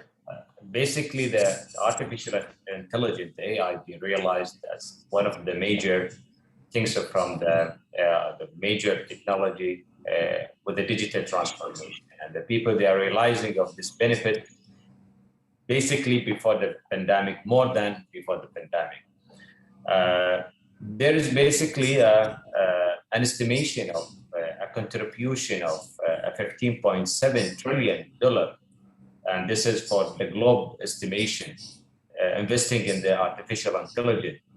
And within the Middle East itself, there is estimation of around $320 billion, a contribution from the Middle East countries with the artificial intelligence, and this is to 2030. I think that Saudi Arabia, UAE, Egypt, they have a more contribution with the AI, and with Bahrain itself, people, they started doing the things there with the artificial intelligence. If we are talking about, let's say that the oil and gas sector, for example, we started a sort of initiatives there with the artificial intelligence. We tried to assign groups there studying and rationalizing a certain project in artificial intelligence.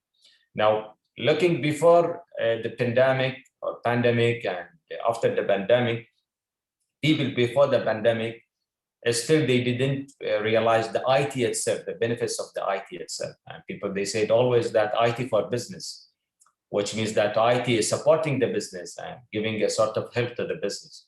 But after the pandemic, they changed that statement and that approach, that IT is a business, which means that you can rely on the technology itself to run the businesses, and especially using the emerging technologies such as the artificial intelligence. So more adoption it will be in Kingdom of Bahrain and even with the other countries in the Middle East. But we are, let's say that in the initial stage right now. We have a lack of experienced people in the artificial intelligence. Academically as well, the university, they just try to engage the academic certification with the artificial intelligence. We need, I think that a certain time to reach that maturity level and to be fully engaged with the artificial intelligence. There is a lot of application there, a lot of projects there. With it can be basically engaged with it, but we need that expert people to start doing the things there in Kingdom of Bahrain. Okay, thanks, Mr. Ali. Okay, so from what you said just now, it seems that the pandemic is kind of blessing in disguise for IT, that now IT is being given the priority to run the business. Okay, moving on to Mr. Irfan.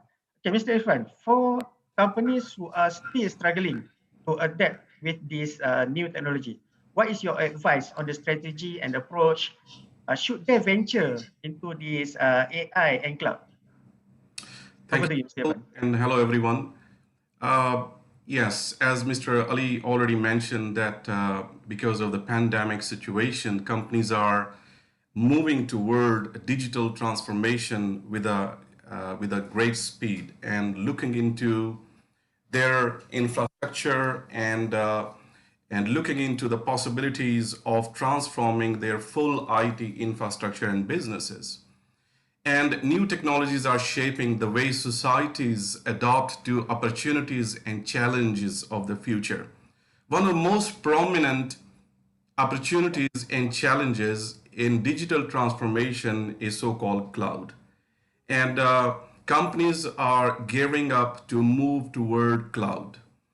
But some companies are struggling, as the question says, that I need to share some ideas how we can help them.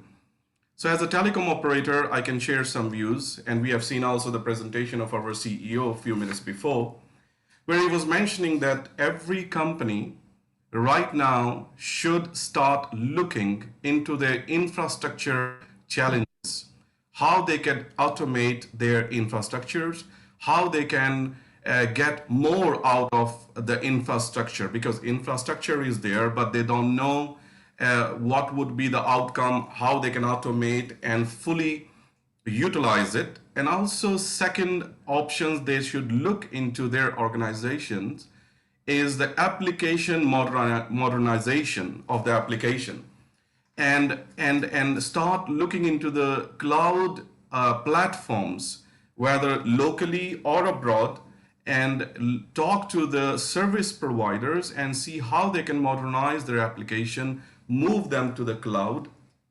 And lastly, a third thing which is the companies should look into is the operational optimization, that how easy it is going to help them to operate the whole operation, a whole software or any application over the cloud, how the integration will be, how the reachability to the cloud will be, and how the reachability to the hybrid or private cloud. So there are a lot of elements. As we've seen that Gartner has some guidance from their survey, which is a Gartner's cloud survey, it says that the top two drivers for cloud are the cost and agility. And many people are looking into that. And other than that, there are also innovation, IT modernization, and application development, and also standardizing the policies and processes for driving the digital transformation. Now, when it comes to AI, beyond these established benefits, which we know about moving to the cloud, there are several avenues of development such as AI and open access data that are contributing to grow and will affect the future of the digital world. As we know, Bahrain has a mandate. I mean, Bahrain is in a position to be the leader in the GCC as far as AI is concerned and other cloud developments. And I praise all e-government projects and the government, which they are playing important role in moving toward the cloud and encouraging the companies and supporting the companies with respect to technology, or it is financially supporting them. As Mr. Veer mentioned already, Tamkeen is gearing up to support the companies. So companies should avail these opportunities and go ahead and look for the opportunities, because throughout this pandemic situation, which will last probably, I don't know, this year or maybe next year, but the trend has changed. People have started working from home. People have started using different technologies. As we're talking on Zoom, this is a purely cloud platform. And look at the Be Aware app, and this is a fantastic. I was in Europe last month, and I came to know in Europe they are talking about Bahrain, the first country to introduce Be Aware app during COVID-19 situation. They were the first one to introduce and became the leader, whom other countries they replicated the idea. Yes, very interesting, Mr. Irfan. Yes. So how about you, Prem? Do you agree? How you advise all these company out there to strategize and how a company could become an AI-enabled enterprise? Over to you, Prem. Thank you. It's a pleasure to be here. See, in the modern world, AI is the strongest tool to overcome the challenges of an enterprise, the threats and challenges, I would say, because every enterprise wanted to become a strong brand, and it has to provide some outstanding services and innovation that is required for survival. I heard Mr. Veer has mentioning about Amazon has made an innovation on the medical field, whereas a medical company has not tried this, whereas a cloud or Amazon has tried it before. So if you think 2 decades ago, Amazon started as a web shop. So their key to success was innovation. So they were able to challenge and they were able to survive that the threats, and they can go beyond. So now in this 1 decade, we have seen that every company is focusing to collect large amount of data, digitizing their manual activities. So and installing sensors, IoT devices, IIoT devices, and everything. So there are a lot of data which every organization has, which has business value addition. So once you collect this data, you need to secure this. So cloud is the best option compared to the on-premise, even though hybrid is preferred by many. So this is the second stage where you need to collect and then secure your information and make sure it is in a data lake, so it is easily available and latest technologies can be leveraged to add value to the business. So why this process is being followed is to create a new business model, new offerings or new services to our end customers. It's not only to end customers, it is to our partners, our vendors. So the entire value chain will be affected. So I would say that introduction of AI into cloud or AI enabled enterprise has increased the automation rates. So when you increase the automation, you are saving time, you are saving cost, and you are also doing one favor to the talented people in the organization, that they can focus on the strategic shift or the business priorities. So when the typical routine activities or somewhere there's a process in place, it should be either automated or AI should be leveraged to improve it, to become value addition. So every company is becoming more frugal. So they are actually adding value to their business and reducing the manpower or reducing the time, or in many other ways actually. So I would say to become an AI enabled enterprise, the first thing is you have a strategy to collect semantic way of data. So whatever is critical to the business, it has to be collected on a systematic way and store it well, and then it should be safer. And so once you have this data in place, you can use the automation, you can embrace the predictive analytics features. Apparently the for an enterprise or your end customers, or for the survival or innovative perspective, when I said you have to decentralize decision making, you have to automate the decision making at a faster speed. So the data driven organizations always focus on the critical value from the key business data on a cloud or more easily accessible area, so that a person who is at the center of the work, they can take quick decision. So AI will tell them based on the historical data or the machine learning models, it will predict and tell you that this is what you have to do, and you don't have to wait for your superior, or the top down approach doesn't have to follow. You can make quick decisions, and which will add value to the business. Thanks, Prem. So I want to shift the next question to Mr. Ahmad Saleh. So, well, adopting the cloud and AI-enabled tools also comes with its challenges.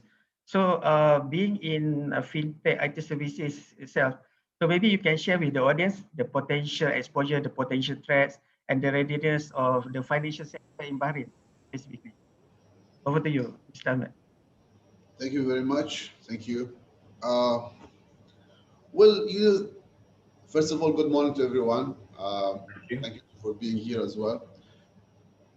The challenge is, it's not only about the financial sector. When you come to the security threats, so we are talking about everything. It's communication, healthcare, education, everywhere. However, and the financial sector is more critical because of the criticality of the business itself, because we are talking about money transferring from a place to place. For the traditional challenges, it's not, I mean, at this time, from my point of view, where I work in the industry 4.0, as the blockchain revolutions, as IoT threats, the AI expectations, all these are threats, by the way, because things are coming in. Think about just blockchain and the way that they work. Do the people need to move, or the banks need to move to the blockchain technology? Why? Because of the high level of security they have. They're using SHA 256. Now, but when you come to AI and the revolution and the advancement that's happening in the AI, for example, let's say the cloud computing, this can be broken as well. So see how much you are reaching the threats, how high it's going there. It's not an easy thing to just talk about it. So if you thought about the business starting from the 80s until now, we had mainframes, we had the little business that came with some internet usage until today, which is the user experience is much more. We had Web 01, Web 02, Web 03, and Web 01. The business was putting the contents for the outsiders. Then we came on the balance with the users and the business. They're putting the same information for the audience or for the outsiders. Then now we are, as users, we are putting more data. So see how is the risk? Everything is going to the bad and risky area. Now, if you think about security for a business, think of at least minimum now, or the current state, 100 days. The virus can stay there and nobody knows about it. You need at least 2 months from the time that the virus is there until it sits there. So how we can overcome these things? You have to change the mindset, the culture. The challenges are there. There are lots of challenges. If I say it, I need the whole day to say it. But yeah, it's about mindset. It's about culture. Leadership, they need to change their mindset. They have to start investing in the cyber security technologies, specifically in AI and the Industry 4.0 revolutions. Otherwise, they should not think that we are good. Nothing is there. We are working fine. Nobody hit us. Okay, we are still good. If a manager comes to us and say we are sitting in a good stage, you should not believe him. The consultant is the best person who knows about the security things, for example, and the new technologies. So he can merge for you a strategy and a roadmap to move towards it, and it will help you to make your business better. Mindset and culture need to be changed so you can reach that stage. Yeah. Back to you. Thank you very much, Ahmed. So how about you? Mr. Ali? So Yes. how do you see this AI-driven and hybrid cloud would bring benefit to the industry? If you don't mind sharing some examples or practical application of AI-driven and also hybrid cloud? Yes. Over to you, Ali. Realizing the benefit, you are talking about the value itself. The organization, they have to realize the value initially. And not only the value, the streaming of the value, because sometimes you deliver that value for the organization, and this is the end, as an end result. But we should streaming that value to the organization. And realizing the value itself, keeping us thinking about the AI, whether it's really is giving that benefits to the organization or not. So I tried to highlight one of the things there that AI, the emerging technology basically, and any other, the cloud, for example, and any other emerging technology, this is not the ultimate goal of the organization to use the application of these kind of emerging technologies. Now, it's a means, it's a tool to reach that outcome or the desired outcome for the organization, that to keep their operation in a very excellent way. They reduce the cost itself of the operation cost, the IT cost itself, so many other targets that the organization want to achieve.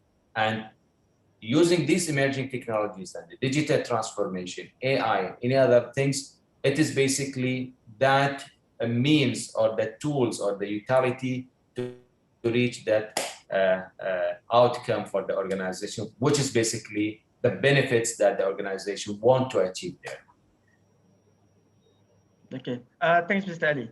So we're moving ahead to Prem. So can hybrid cloud and AI work independently? And what can they solve if they be used together? What do you, Prem? I would say that both has started with a different purpose, but when the fusion of this will benefit the business. So when I say that the cloud is actually a tactical, it's not a strategic, priority. So when I say that cloud can only be a facilitator, it is not the solution by itself. The solution to business problems are derived using the latest technologies or machine learning models or automation or AI. Whereas cloud has apparently started to save the cost and time, increasing the agility and security and compliances. And you need to control your data and making data portable. So these are the benefits of having a cloud, whereas the AI enablement on top of it is actually helping you to make quicker decision making and affordable cloud computing. Because the more it is hybrid, the enterprises are more comfortable. Like when the hybrid came into picture, like we have the infrastructure as a service, software as a service, PaaS, all these things help the enterprises. But AI and hybrid cloud together is helping the journey. So as Mr. Ali has mentioned, now the organizations have started to look up to IT to give a solution provider rather than a support function. So earlier, business strategy was going in one direction, whereas IT strategy is like a kind of a support. Whereas now it is together and it is, giving the same purpose to the entire organization. So now in this fourth industrial era, we have a lot of jargons, but at the same time, this IoT and large amount of data, we are able to embrace these technologies, collect this together and make autonomous decisions, which is actually helping the business.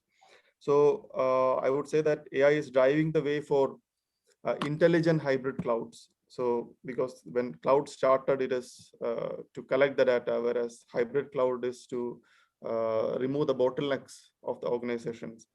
Now, when this AI and machine learning technologies came, it is actually making it intelligent. So it is helping business to realize the value at a tangible phase rather than something as a conceptual.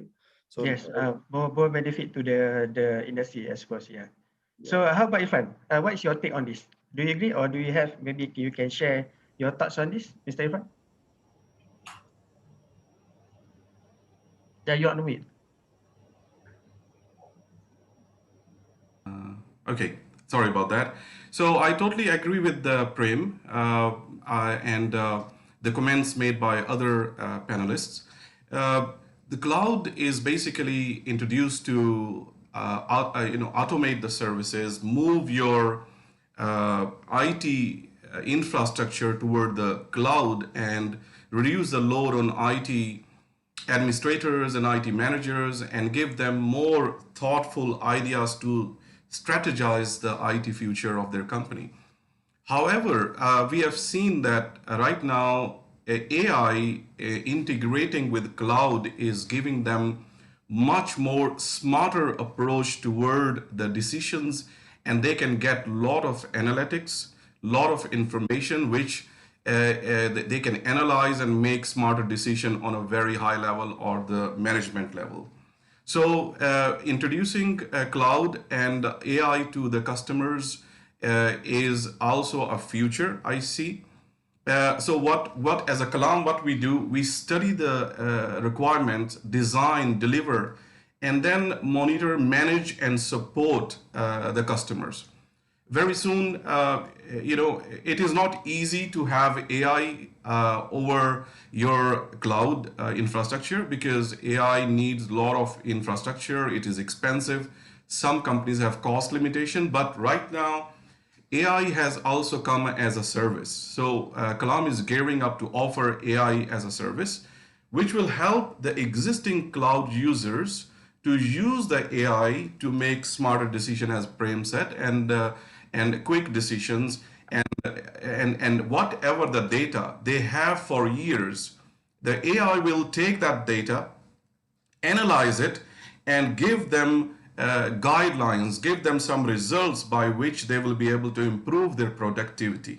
So that is coming up. So every company who is right now thinking about cloud, keep an element of AI in their mind that they should be gearing up to, embrace AI as well over the cloud.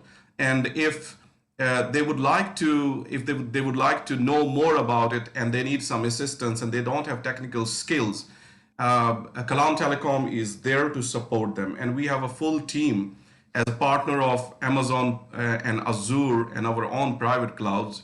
With AI on top of it, we will be able to help a lot of customers. So the question was that hybrid cloud and AI work together. Yes, they work together, but first somebody have to embrace cloud and then go over to the AI benefits. Okay, we are running short on time, but I'm sure all the panelists here, we have a lot of more to share with the audience. So my final question is to Mr. Ahmed. Do you have anything to add regarding our topics today? Well, with the same concept that Mr. Prem and Arfan and Mr. Ali, they were talking about the cloud. Also, I mean, maybe there are some thinking that the cloud is more cheaper for you than the current. It's not. It's just that you are changing your strategy to a better one. You are getting rid of so many things, including the cybersecurity headaches and issues. And you're giving it back to the vendor who can take care of it. And you just free, you will become a free mind to work on things like AI for your own business. So if you talk about whatever things that are available in AI, it's all about making your business easier, making your business more automated so you can get rid of losing time, cost, and efforts. If I go the same level of the cloud itself, yes, I can say that what the gentlemen they said, it's the way that we have to think of, and we have to inject it with AI, which will make the life much, much better for us. Thank you very much. Okay, so since we are really running out of time, I don't think we could spend time for the question from the audience. But I'm sure the audience can post your question in the Q&A section, and the organizers will take it offline and extend your questions to all the panelists, and you will respond. We will respond post the event. So, okay, basically to recap, our panelists have shared with us the pros and cons of AI and hybrid cloud and its limitless potential to help your organization to grow to the next level. So in whatever we do or decide, proper planning is indeed required. So that because any investment that involves in AI or in the cloud will impact your bottom line. So you should consider a realistic ROI to gain from this investment. Okay, I think that's all the time we have today. Thank you very much to all the panelists for your time, and thanks for the audience. who have been attending this event. Back to you, Nevin. So thank you so much, Mr. Thanks, Osman. Naveen. Thank you, Mr. Ali Abdullah Al Sadad, Mr. Prem Prabhakaran, and also Mr. Irfan Samuel from Kalam Telecom, and Mr. Ahmed Al Balushi, the Managing Director of FinTech IT Services Consultation. Yes, forgot to mention, Mr. Osman, thank you for moderating this panel. Mr. Osman, who is the head of IT from the ASEN Fund Services. Yes, we do have a lot of questions. Considering the time restrictions, I will have this sent across to you to answer it individually. So our next session, which is going to be a keynote presentation. The keynote presentation will be from Mr. Zishan Ali, who is the Senior System Engineer from Citrix. The presentation is going to be about Citrix cloud economics and business value with hybrid cloud. So Zishan, welcome, and the stage is yours.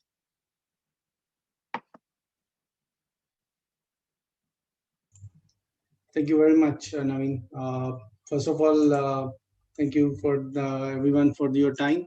Am I audible clearly, guys? And my screen is, you can see my screen as well? Yes, Zishan, loud and clear with the voice, and the screen is crystal clear. Perfect. Okay, so we can start, right? Yes. So, just take 1 second of your time.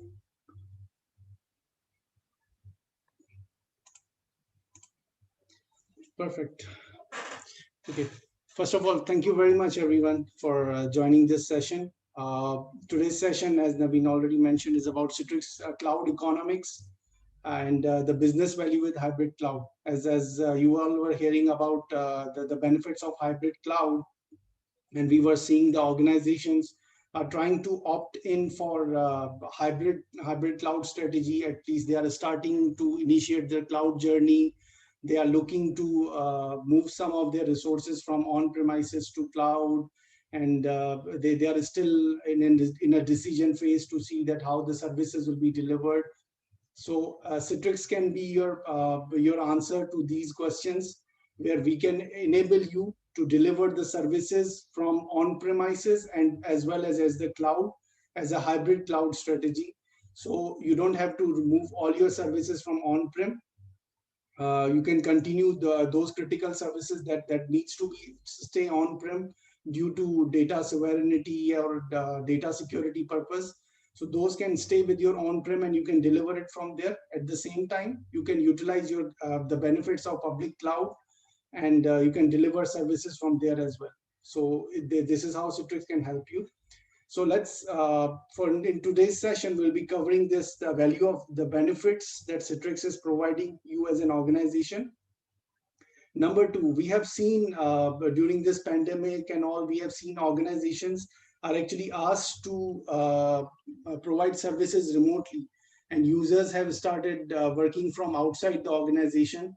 So organizations are facing a lot of challenges in terms of user experience, in terms of security and compliance. So to know how Citrix can help in this one, what is exactly the desired state for this?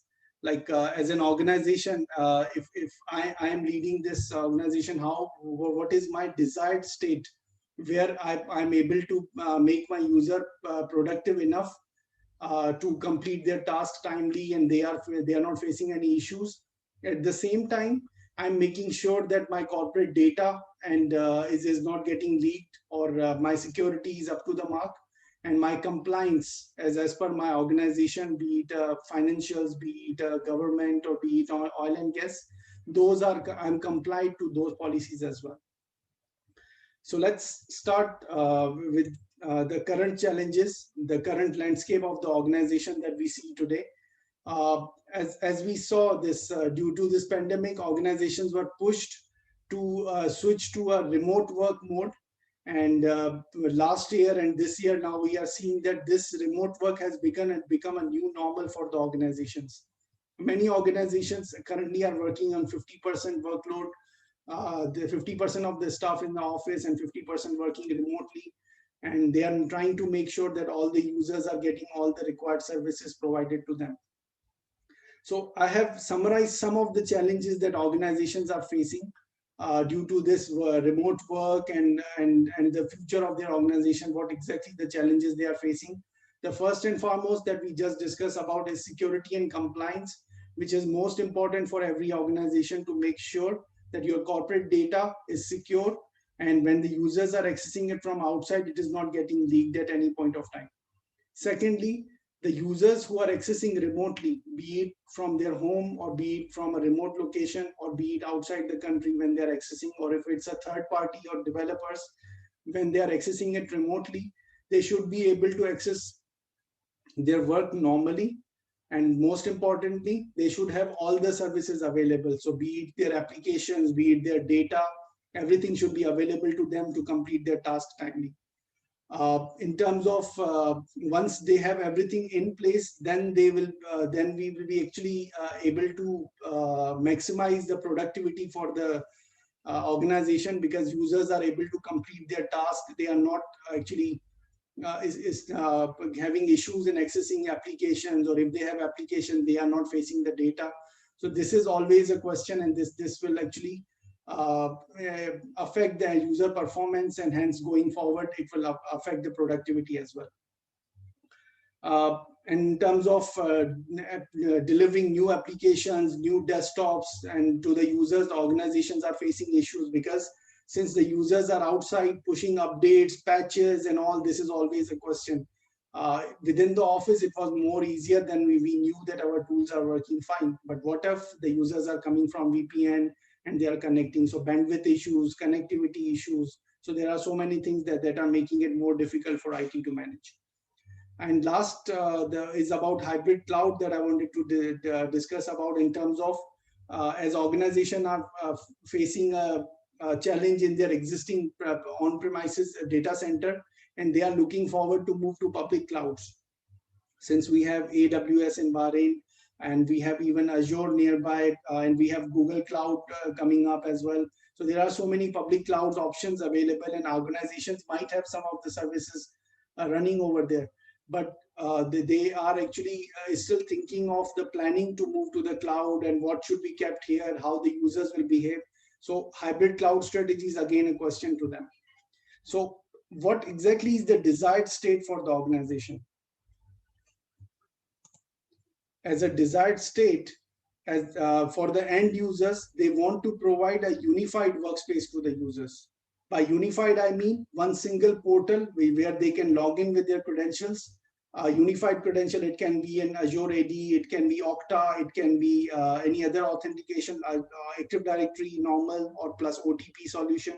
So when the user will log into that portal or unified workspace portal, they should be able to see all the applications that they require to work on. They should have all the files, access to the files available to them, and they can access it from any device, anywhere, and any time actually. So when they want to access it, they should be able to access it out. So once they have everything available to them, you are as an organization, we are providing all the tools to them.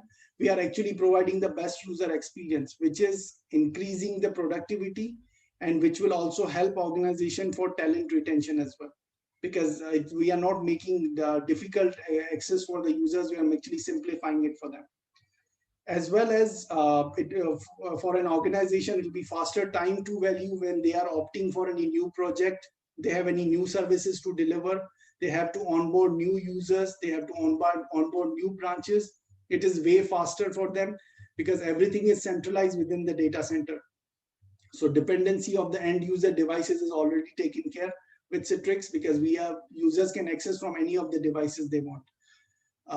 And since everything is centralized, so help desk, IT team, management and all, it will be much simpler for them, which reduces the operating cost as well. And last, it will help organization to build the hybrid cloud strategy. So they can switch to any cloud, they can have multiple resource locations, critical resources running from on-prem, certain services which are allowed, they can move it to the cloud, and they can deliver it from both the location at the same time. So for users, it is regardless from where it is coming, but they can have it accessed from a single unified portal. So what, as we saw these required solution for the organization. So what Citrix is proposing here, what is the Citrix solution for this? First, and most importantly, we are providing a unified workspace for you, which you can access it from any device, anywhere. So be it your mobile, your tablet, your laptop, your Mac, your Windows, regardless of the operating system, you are accessing it from any device, anywhere. So as a user, when you logged in as a single sign-on, once you are connected, you are able to see your applications, your desktops, and your files. And inside your files, you can have your on-prem network drives connected. Second, you can have your OneDrive access, you can have your Google Drive access. Everything is available to you from one single portal. So no more context changing for the end users. Everything is available to them from one single portal, and no more VPN. It's all VPN-less access. So unified login for the user, be it Azure AD, be it Okta, be it any Google authentication that you're using, or normal Active Directory and OTP solution. So once the user logs in, he has got access to his complete workspace. He don't have to switch anything regardless of the location of that resource, be it coming from on-prem as well as from the cloud. It will be available to him. As an organization, Citrix is not limiting you to any of the public cloud as well, as we are designed for all type of public cloud and we support all of them. So you can, along with your on-prem location, you can select any of the public cloud to share host your resources, be it AWS, be it Microsoft Azure, Oracle Cloud, IBM, Google Cloud. Just select whatever is feasible to you as an organization. You can use it as an add-on resource, and you can implement your hybrid cloud strategy. So how exactly it looks to an organization who is managing all this? When we say we are simplifying the management for you, we are simplifying the access for you. So how exactly it is actually the access for the end user and management for the IT. So if you see this image over here, as an user, they, regardless of them, they are coming from any of the devices. When they connect, they will get applications or a desktops. They can get a WVD hosted on Azure, and they can get application hosted in your on-premises. Or they can have a desktops coming from the AWS and applications from Azure and on-premises as well. So we can even have multiple resource location at the same time. So let's look at from the IT management, IT side. As an IT, the management layer of Citrix is hosted in Citrix Cloud. That is, Citrix is providing as a SaaS model to you. So when you are accessing it, you will be, Citrix will be managing it for you. We will be updating it and managing it for you. So you don't have to worry about the Citrix infrastructure. All you need to take care of is the workload, which is actually mean to you, which includes your corporate data, your user profiles, your applications, your desktops. So that means to you that will be hosted with you in your on-prem data center. And at the same time, you can have it a DR side, a business continuity side, or any of the public cloud resource location as well to host your data. So for you, it will be one single management console to manage the multiple resource locations. For users, it is one single unified console to access all the services. So if you ask me what exactly is the definition of Citrix Cloud, so Citrix Cloud is actually a SaaS model for all the Citrix infrastructure services. All the products are hosted with Citrix Cloud, similarly as they were available on-prem as well. So they are hosted in Citrix Cloud, and Citrix is managing it for you. So it is all managed by Citrix, updated, and you are getting evergreen, up-to-date environment every time. So you don't need to worry about these services from Citrix. And your workload, which is your corporate data, which is your user profiles and everything, this you can keep it where you want. So this literally means where you want. You can have it completely on-prem. You can have it in the public clouds, a private cloud or hybrid cloud. This is completely your decision as an organization. You can have it in multiple resource location, or while you are moving from on-prem to cloud, you can have it in both the sides and deliver it as a backup as well. So this actually gives you the option to deliver it from anywhere. So one question that comes in as we discuss about, okay, as an economics, if even Azure is giving you, or even the public clouds are doing the same thing for you. So even Azure is giving WVD, which is very much okay for delivering the VDIs and applications. Same goes for AWS as well. They are also giving the VDI services or application with services as well. So why Citrix? Why to go with Citrix? Citrix is actually providing, it's not a competition, it's actually, you can say, complementing the normal cloud services. Then my next slide is actually covering that part. So if you see on the left-hand side, it is purely, by the way, this assumption is actually for 1,000 users with the Windows 10 services and medium workloads. So on the left-hand side, this is something if I'm delivering it directly from a public cloud, which includes, and the cost includes my cloud infrastructure, which is compute, storage, networking, operational task, updating, patching of the servers and desktops, and installing new applications, updating the applications. And then I required services to monitor, end-to-end monitoring. I need services for printing, for advanced management, reporting, all those things. So in that case, either I have to have an add-on services from the public cloud vendor, or I will hire third-party applications to provide me those services. And as in the last session, you heard about analytics as well, to give you a higher end details about your environment, to keep you up to date about performance, and also giving you security analytics. So on the right hand side, if you see, we have the same environment with the public cloud, but along with Citrix. So now using the tools that Citrix is using for centralized management, it is providing the protocol, which is optimized for bandwidth, which requires less bandwidth to deliver the virtual desktops and applications. And we have power controls to make sure that to power off and power on the VMs as and when required, to reduce the cost that is associated with the infrastructure on the cloud. So this way we will be reducing the cost as compared going to the normal one.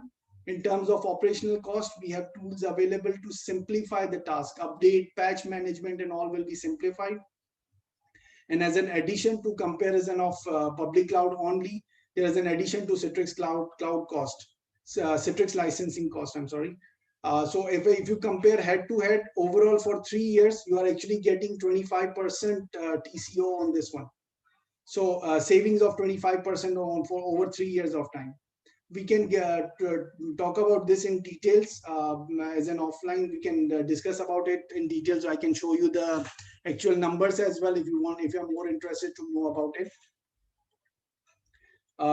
Due to time, actually, I'll switch to the next slide.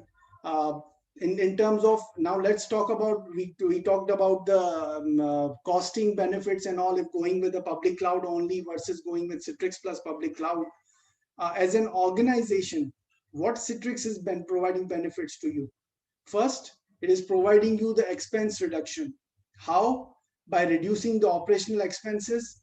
Number two, freeing up the resources and increasing the user performance and all. So it is helping you to reduce the expenses that you're doing in a normal day, and with public cloud or even within on-prem resources as well. Second, the risk reduction. With Citrix Cloud, it is actually enabling you to have a business continuity side, DR side and all, and to reduce the risk which affects when the user, when there is a downtime, when you're moving from on-prem to cloud, and when the services are down, or when there is an update comes in, or when you're moving from one operating system to other. So those downtimes, those issues and all, those can be taken care in the backend, which reduce the risks which is associated to all these services. As a positive, we will be growing the revenue because our end users are performing well.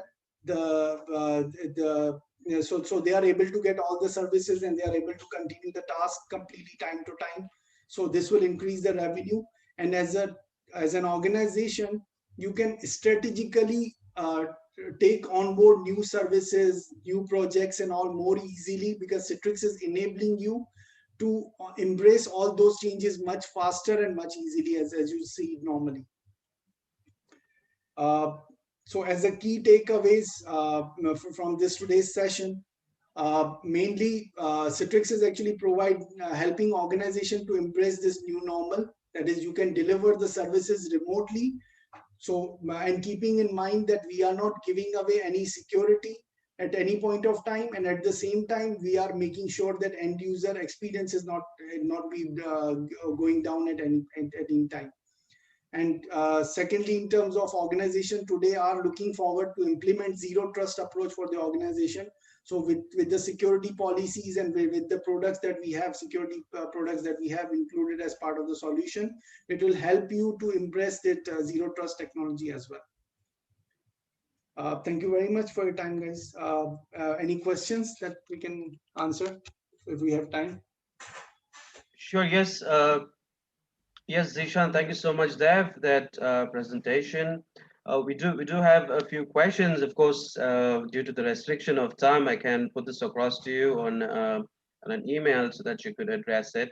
Okay, and also to the audience, we have Citrix as one of our gold sponsors, and you can find them under the exhibitor tab. You can visit their booth and drop in your questions or any feedback at all if you have.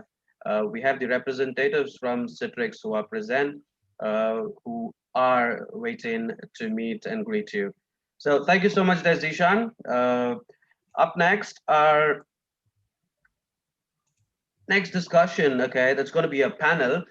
We have Mr. Wissam Al-Adani, the Group Chief Information Officer of GB Auto, who will be the moderator.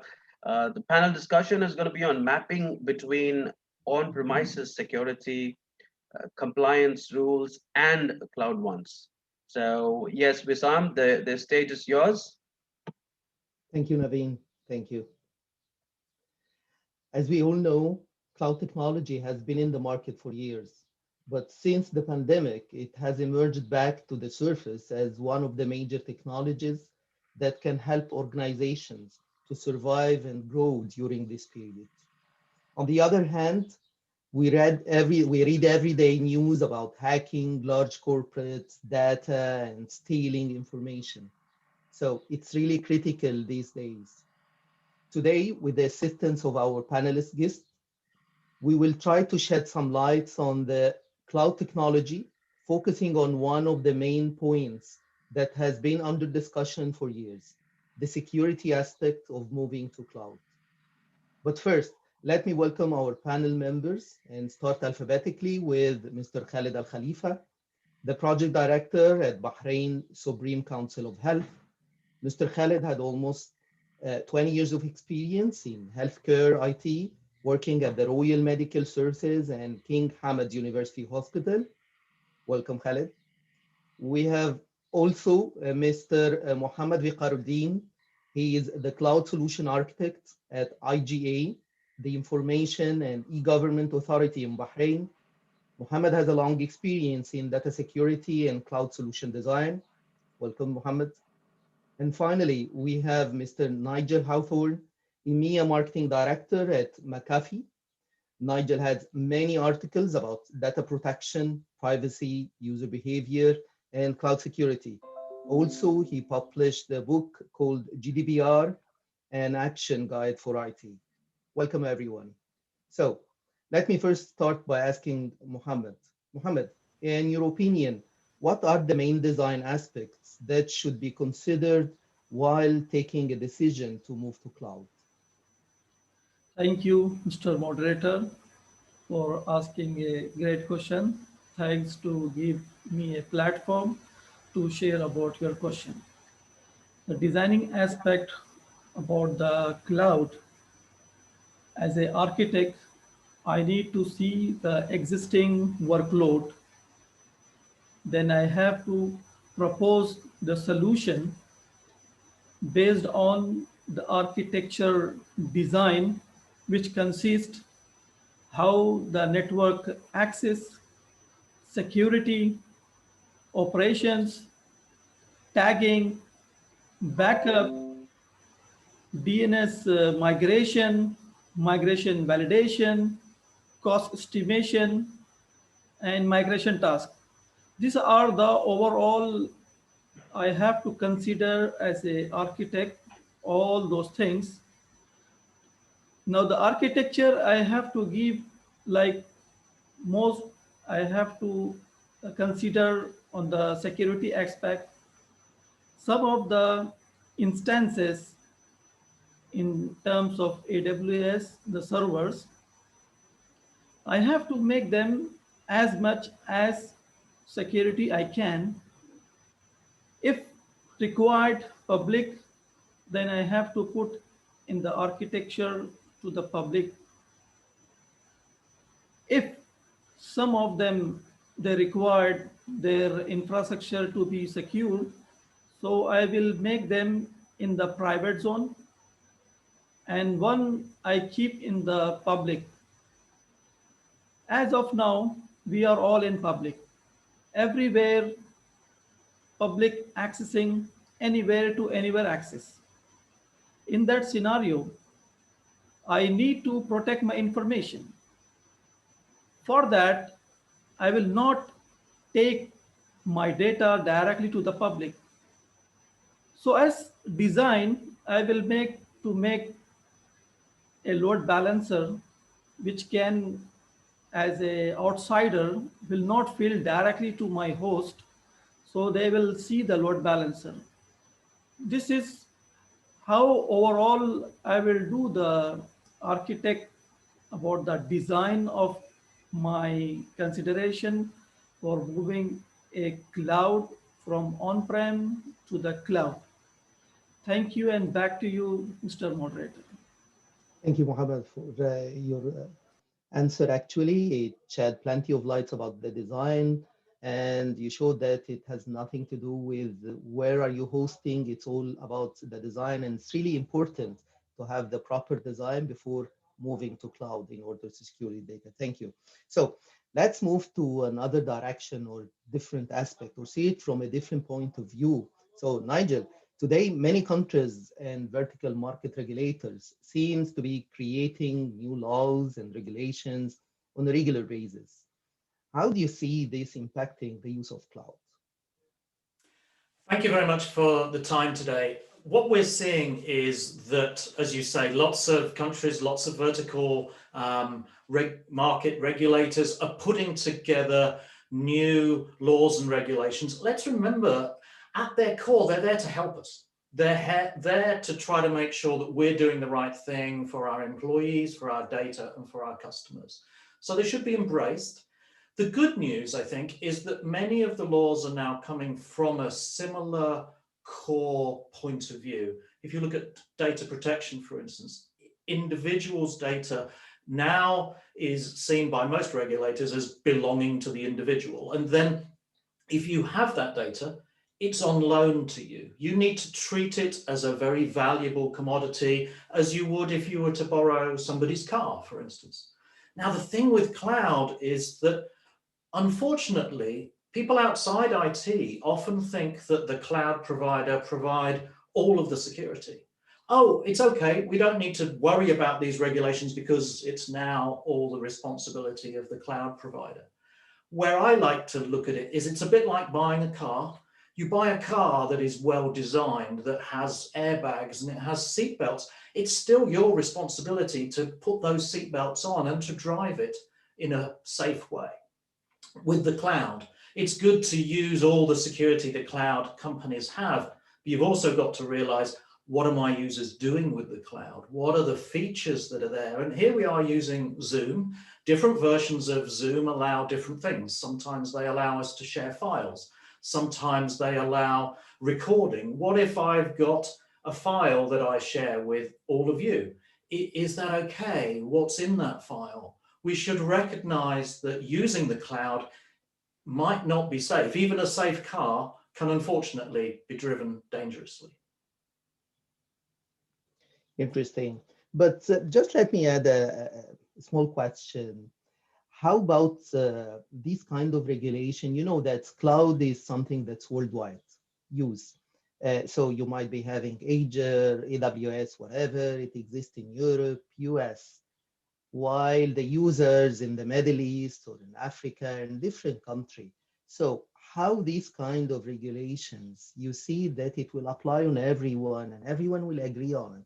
So how you see it from your point of view? How long it's going to take to be stabilized and well, in the last implemented? in the last few weeks, I've spoken at events for South Africa, for Ghana, and for Nigeria.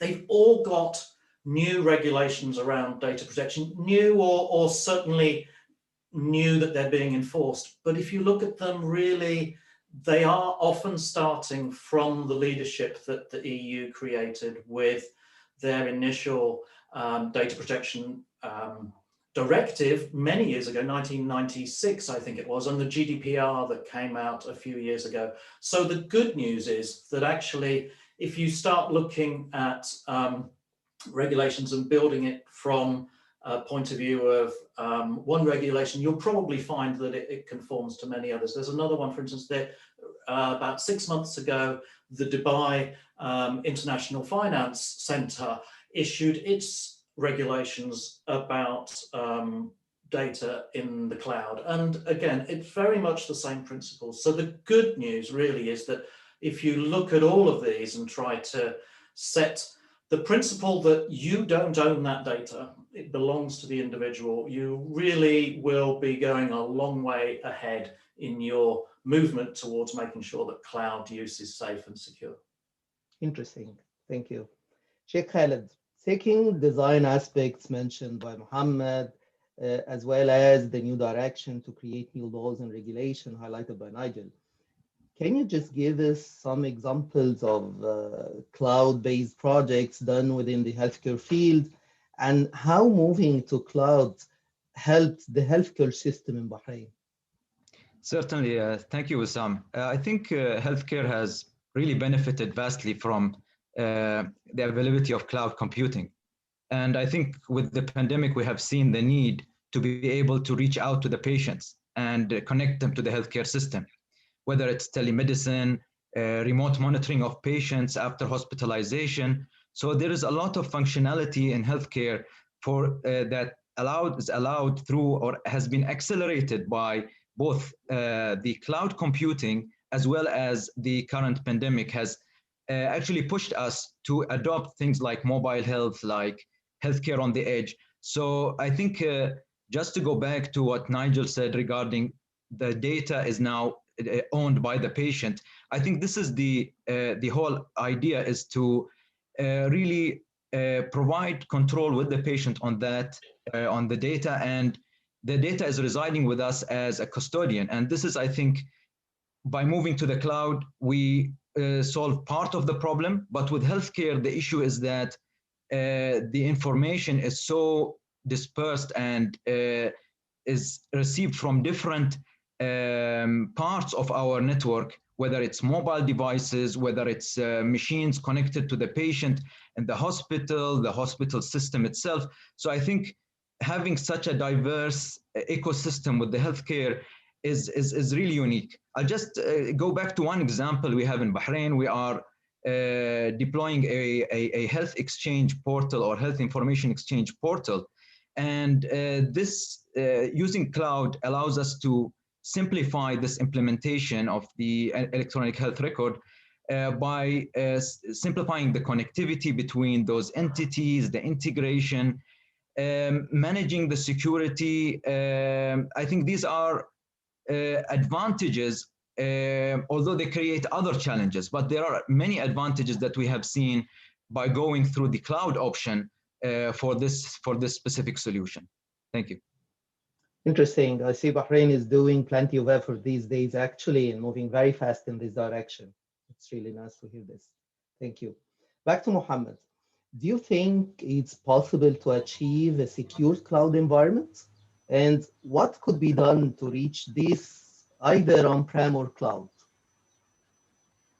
Thank you, Mr. Wissam, for asking a great question for this today's session.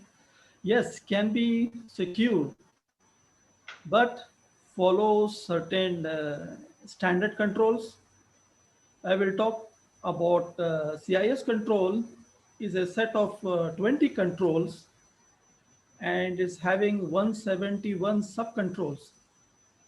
that can create an idea having a list of something to implement so that organization can increase their security on premises and the cloud.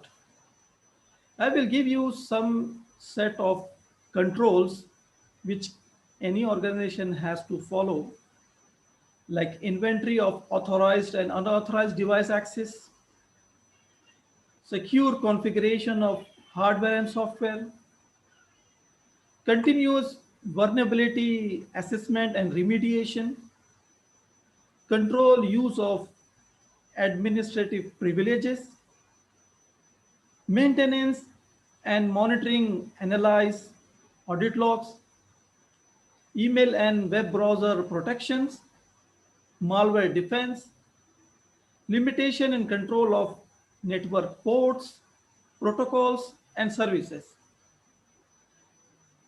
And lastly, data recovery capabilities. These are the standards CIS controls if you followed, and there are some sub-control as well. So if you will focus on, now I want to make secure through all layers. So in the layers, you can protect on the network layer, not to share your all ports of information. Like sometime I have noticed while everyone in the cloud, they make like any to any. So in that one, what happened? You are giving a channel, opening a door for everyone, please come inside. Instead of this one, you apply controls. You make a document, make sure you follow the standards which can be audited not by yourself, audited by someone else. So it will protect and give you the certificate, yes, you are secure. So this is what I would like to say about, you have to follow the controls from CIS. It will be give you much value to your on-prem, same applicable to the cloud. Thank you, and back to you, Mr. Wasi. Actually, what you have just said, it popped up a question in my mind. That most of the people believe that moving to the cloud, the first benefit they will have is moving all the controls and security to the provider, and they are out of it. But what you have mentioned makes me feel like it's not only the job of the vendor. There's still parts for the customer as well as the architect like you to do, and job has to be done in-house in order to make sure that you have a secure cloud. Is it correct? Thank you, Mr. Wissam. As I mentioned, as you see, all the cloud providers, they have their own responsibility plus customer responsibility. And if you are using platform as a service, there are some certain rules to be applied for you and the vendor or as an individual. Similarly, if you use software as a service, there also you have some control. You are having some responsibility and provider having some responsibility. At the end, if you are looking for a secure and more robust your solution, you must be analyzed not only one, but across all the boundaries, and make protect yourself, not feel by yourself, yes, I am protected. I don't protect, I'm not vulnerable to anyone. But instead of this one, you take the third party, analyze your network, in terms of software, in terms of configuration, in terms of security vulnerability. Make sure your server or EC2 instances not having vulnerability. Now we are saying, okay, we are cloud providers saying, yes, it's secure in their physical environment. But while you come for the responsibility, you as a owner of your server, your responsibility, ensure your EC2 instances patch up to date. You're saying I'm secure, but I'm not protecting on this one. And you are keeping your instance on the public, and you're saying I'm secure, directly attacked. So you keep some control on the follow some standard. And thank you, and back to you. Thank you. Thank you. Nigel, being or actually working from at McAfee, which is one of the largest companies in data security and protection and all these things. It's well-known company actually. So it looks like we should be careful when reviewing which clouds our user access. Would you say that there are any clouds that are perfectly safe? Perfectly safe. No, there are no clouds that are perfectly safe, just like it's not perfectly safe to cross the road. You know, I think that Mohamed gave some great examples there of the security measures that you need to put in to ensure the configuration is safe. And yet the configuration isn't everything. And I think the other thing is many of the things that are easiest to do can be done just by IT on their own. But actually the difficult stuff, you need to work with other members of the organization. So you need to talk to governance, risk and compliance. You need to talk to legal, the lines of business. You need to talk to DevOps, anyone who's using these systems. And what I think you need to do is start having workshops internally with people from outside IT and come up with a scenario and say, here's a scenario, is this okay? Mohamed shares a document with Nigel. Nigel doesn't work for the same organization and it has in it 10 phone numbers and email addresses. Is that okay? If it is okay, can Nigel edit that? Can Nigel download it? And is that okay? And so you start asking these very specific questions, because once you do that, then all of a sudden the non-IT people understand a bit more about what you're saying and they say, oh, okay, so right, that's interesting. That's much much narrower actually than the general, is the cloud safe? It's a specific example. And you know, the quick example I often use is I say to people, have you got children? If you've got children, do they ask you, can I go to a party? And what's your answer? And usually as a parent, the answer isn't yes or no. The answer is lots of other questions. You know, where's the party? When's the party? When does it start? When does it finish? Who's hosting it? Et cetera, et cetera.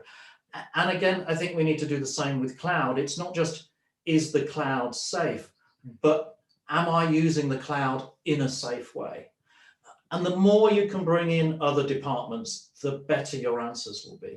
And I really think it's up to us as IT professionals to explain to the non-IT people, this is how it can be used. Please help me define the rules. You can buy technology from us or anyone else that will help you put in security around cloud, but there's no point in buying it until you've worked out what you need to do.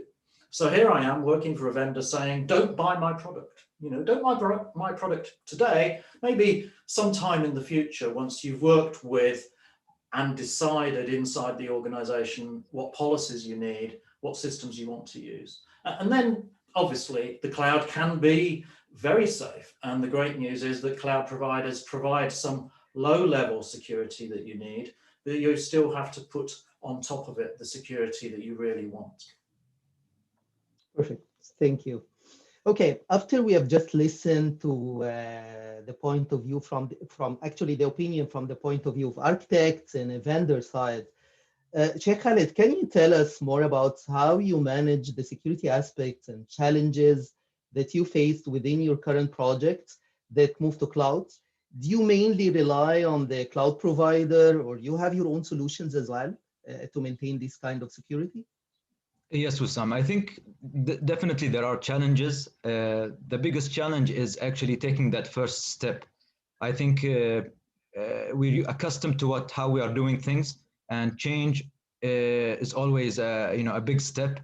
Saying that, I think we kind of have specific challenges within the healthcare. Specifically, we looked at the problem of how to move imaging systems and how to secure them on the cloud, and reduce that bandwidth requirements. So these were some of the challenges that we are facing at the moment, and looking at how to re-engineer these processes. Similarly, we are also looking at the application of the Personal Data Protection Law of Bahrain and how this is evolving, and how those regulations that are going to change, how are we going to maintain them? And I think this brings us to the second part of your question, is that how are we dealing with all of this? And what we're doing is basically maintaining a stakeholder matrix of responsibilities. It might not cover out of IT, as Nigel said. I think it's important to extend that. We haven't been there yet, but I think as IT teams, we have different responsibilities or different parties that are involved, including IGA, Mohamed's team there, and the IGA. We have got vendors that we are working with. We've got the cloud. We've got the cloud provider. So we've just tailored, or we've listed those responsibilities and who's doing what, because our issue is we're missing a part, and this allows a gap in our security policies. So that's how far we've reached and how we are managing it. Interesting. Thank you. I think that we have like a couple of minutes to go. So just let me ask one question, and I would like to hear it from all of you from different point of views, just in 1 minute for each one. So it's if you have the option to give a final advice to decision makers, either within the organization or regulation authorities, to help increasing the cloud adoption, what would you say, Mohamed? What would you say to these people? As discussing with the other panelists about telling their opinion and their story, for adoption of the cloud, first we have to see the feasibility, ensure you really change from your on-prem to the cloud, or one cloud provider to another cloud provider. Adoption of cloud, personally, I felt is more effective in terms of price, in terms of maintenance, in terms of overall looking out the physical infrastructure. It will save a lot. The problem in the long run, if you buy a huge infrastructure and after some time you feel like where to move these things. If it is there in the cloud, so provider is taking care all those things, you protecting only your data, what exactly you are looking. So this is what I would like to say. The adoption of the cloud is feasible in the current context and the scenario, and it will easy for us, not only for growing data, like some provider has mentioned, you not to worry about changing or making a hardware, a new hardware, or increasing the space, or increasing your EC2 instances. They are all giving like automation. As a process, if I want to procure or buy a hardware or software or storage, I need to follow some procedure. Might be it's a proper way, but it will time consume. While you are on the cloud, if you have some credits, you instantly use it, and it will be ready for you, the solution. Thank you, and back to you, Mr. Thank you. Nigel, to whom you are going to address your advice and what it will be? Well, I think Mohamed used the word visibility, and actually, I think we have to go back to first principles. We have to look at where's our data, where are we collecting it, where are we storing it, both on premises or in the cloud. And we do need visibility. You can't control what you don't know. How many cloud services are we using? Which ones are they? Do we trust them? Have they been set up correctly? So really, actually, again, it is not rushing into technology for technology's sake, but you need to categorize your data, you need to list your data, and actually you need to work out what's really valuable to you. And of course, with the example that Sheikh Khalid used of health data, you know, that's probably the most valuable data that you could have, and much more important to me than my financial data, for instance. I can't change my health data. I can change my credit card, that's okay. So I think you need to look at where your data is and what's most valuable to you as an organization first. Where are your users going in the cloud today?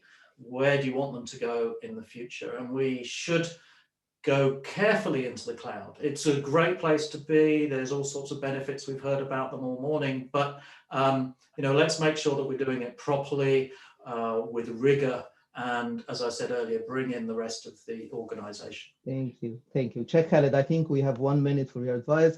So please tell us. Yeah, I'll keep it quick. I think we've seen recently a lot of attacks on hospital systems. So I think this kind of pushes us to look at how to effectively secure our systems. We have the first cloud policy in Bahrain, which helps the adoption. So I will send my message to the developers of the systems. I think that we need to make sure that our systems are cloud ready. I think this is very important in order to really utilize the cloud in a more efficient way. So I think this is what we are looking at. This is what we need to focus on, and to make it really successful, we need to focus on this point. Thank you. Thank you. I really wish we could continue longer, but I think we're running out of time. Finally, I would like to thank all of our panel speakers today for such informative discussion. Thank you all. Back to you, Naveen. Thank you. Thank you, Mr. Wissam. It was indeed a discussion which, of course, everyone were, you know, quite interested in tuning into. And of course, we do have a few questions, and of course, because of the time restrictions, we cannot share it here. We will put that across onto you via email or via the WhatsApp. So yes, thank you so much there. And yes, and the other panelists as well, Sheikh Khaled Al Khalifa and Mr. Nigel, Mr. Mohamed Vikaruddin, thank you so much for joining in today. Yes, Shalini, you're in.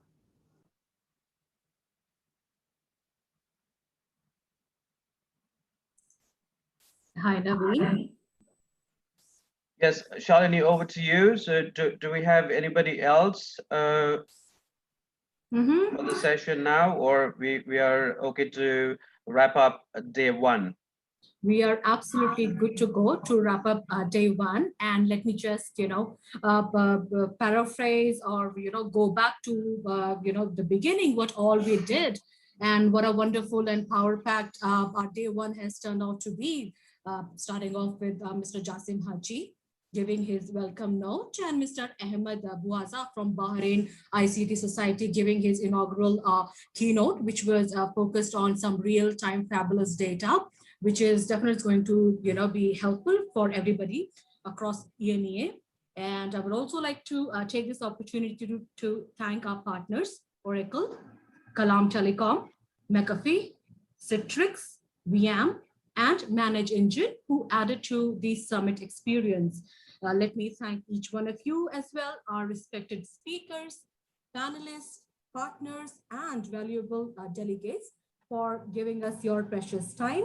And I request you all to be a part of tomorrow's event too. 10 to 1 p.m. Bahrain time. The link remains the same as today. For tomorrow, we have an exceptional lineup of some of the brightest minds from the industry all across EMEA.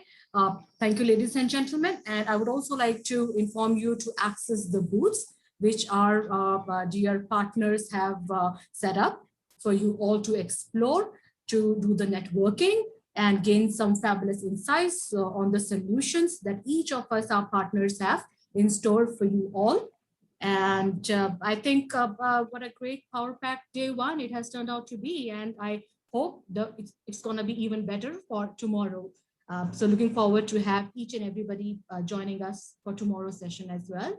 And over to you, Naveen. I think I just wanted to thank each and everybody here on this platform for giving us their precious time. Until if you have anything else to add. Sure, yes, thank you so much there, Shalini. Right, yes, so we have some interesting sessions lined up tomorrow. The day is going to be all about cybersecurity. So yes, so experts from across GCC and across the globe will be joining in with some experts from McAfee. Again, we would have Mr. Nigel who will be making a presentation tomorrow, some in-depth discussions on cybersecurity. And also Manage Engine, one of our sponsors, along with I think another sponsor that would be VM, yes, VM software. Yes, and for the audience, we do have listed down our sponsors under the exhibitor column. So if you have any questions at all or anything specific in terms of solutions that they have to offer, you can drop in and meet and greet and probably chat with the executives that we have listed down.